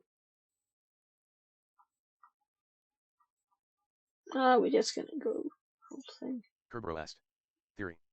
When asking the KDC, Key Distribution Center, for a service ticket, ST, the requesting user needs to send a valid TGT, ticket granting ticket, and the service name, SNAM, of the service wanted. If the TGT is valid, and if the service exists, the KDC sends the ST to the requesting user. Multiple formats are accepted for the SNAM field: service principal name, SPN, SAM account name, SAN, user principal name, UPN, etc. See Kerberos tickets name formats. The ST is encrypted with the requested service account's NT hash. If an attacker has a valid TGT and knows a service, by its SAN or SPN, he can request a ST for the service and crack it offline later in an attempt to retrieve that service account's password. In most situations, services accounts are machine accounts, which have very complex, long, and random passwords. But if a service account, with a human-defined password, has a SPN set, attackers can request a ST for the service and attempt to crack it Did he offline. start 2 This is seconds ago? Kerberoasting.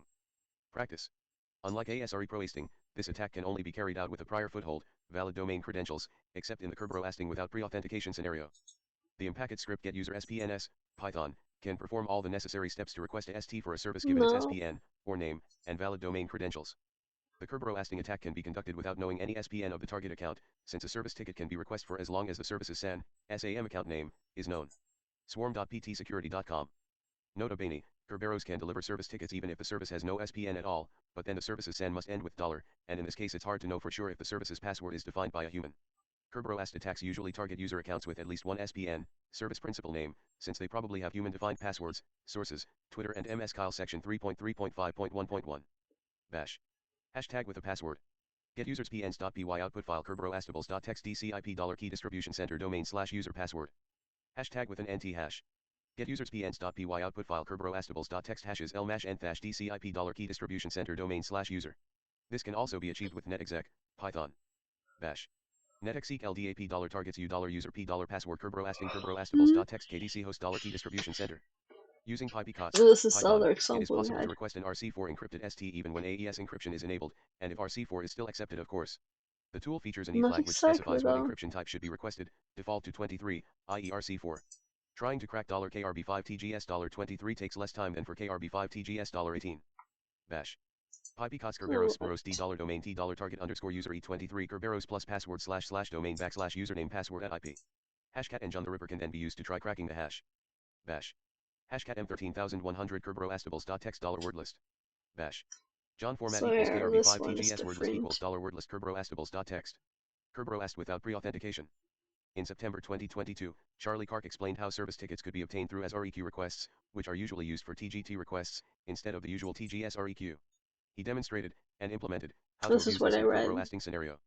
If an attacker knows of an account for which pre-authentication isn't required, i.e. an ASRE I wish I account, saw as even well if as it one, wasn't or on multiple, service accounts to target, a Kerberoast attack can be attempted without we having to have control some. any Active Directory Oh, account, since so now pre-authentication I won't have be required. also The Impacket script getUser slime. SPNS, Python, can perform all the necessary steps to request a ST for a service given its SPN, or name, and valid domain Actually, in credentials. here, I don't know why At the time of writing, Shite's not. September 28, 2022, the pull request, number 1413, adding the no pre-auth option for getUsersPNs.py is pending. Bash. GetUsersPNs.py no pre-auth Bobby users file services.txt DC host DC _IP _or _host domain.local / SRV01. Why am I SIF complicated? / SRV02.domain.local. SIF / SRV02. Targeted Kerberoasting. If an Let's attacker see what controls an he's account with the doing. rights to add an SPN to another, generic all, generic right, it can be abused to make that other account vulnerable to Kerberoast. See exploitation. Controlling a member of the She's account just operators group, starting. targeted Kerberoasting can be I don't conducted know for the why whole he domain. wasn't See done exploitation. Resources. HTTP URL. on the other HTTP one. URL. HTTP URL. HTTP URL. So,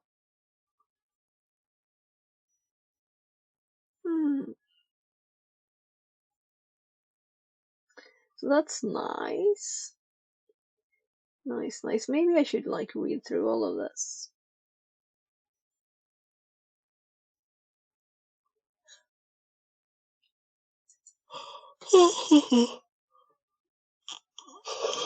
I'm curious if this works too.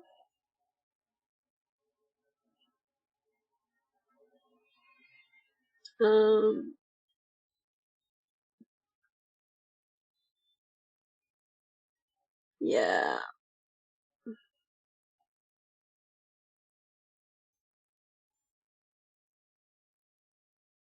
That's odd. Oh, yeah, let's just skip that. That's also Ubuntu, right? Not that it's much difference.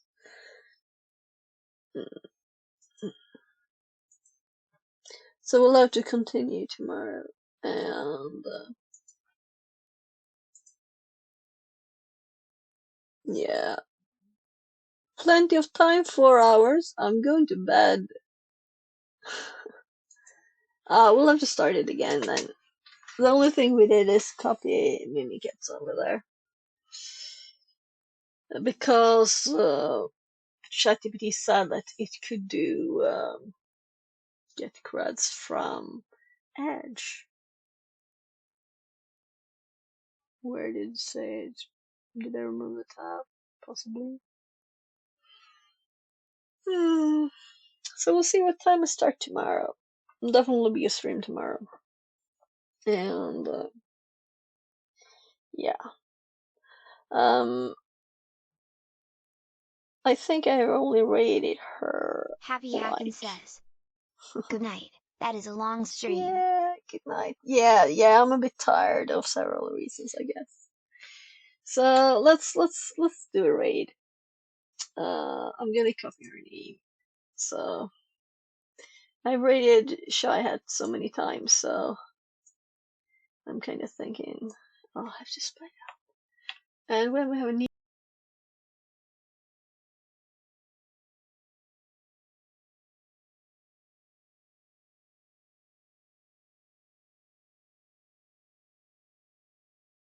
just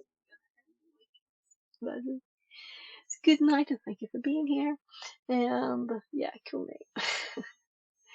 So I was gonna copy her name and I probably did, but I'm a bit tired, to be honest. And like you see, it's a 032. So let's do raid. There. So she's quite new. She probably needs some help if someone wants to stay in.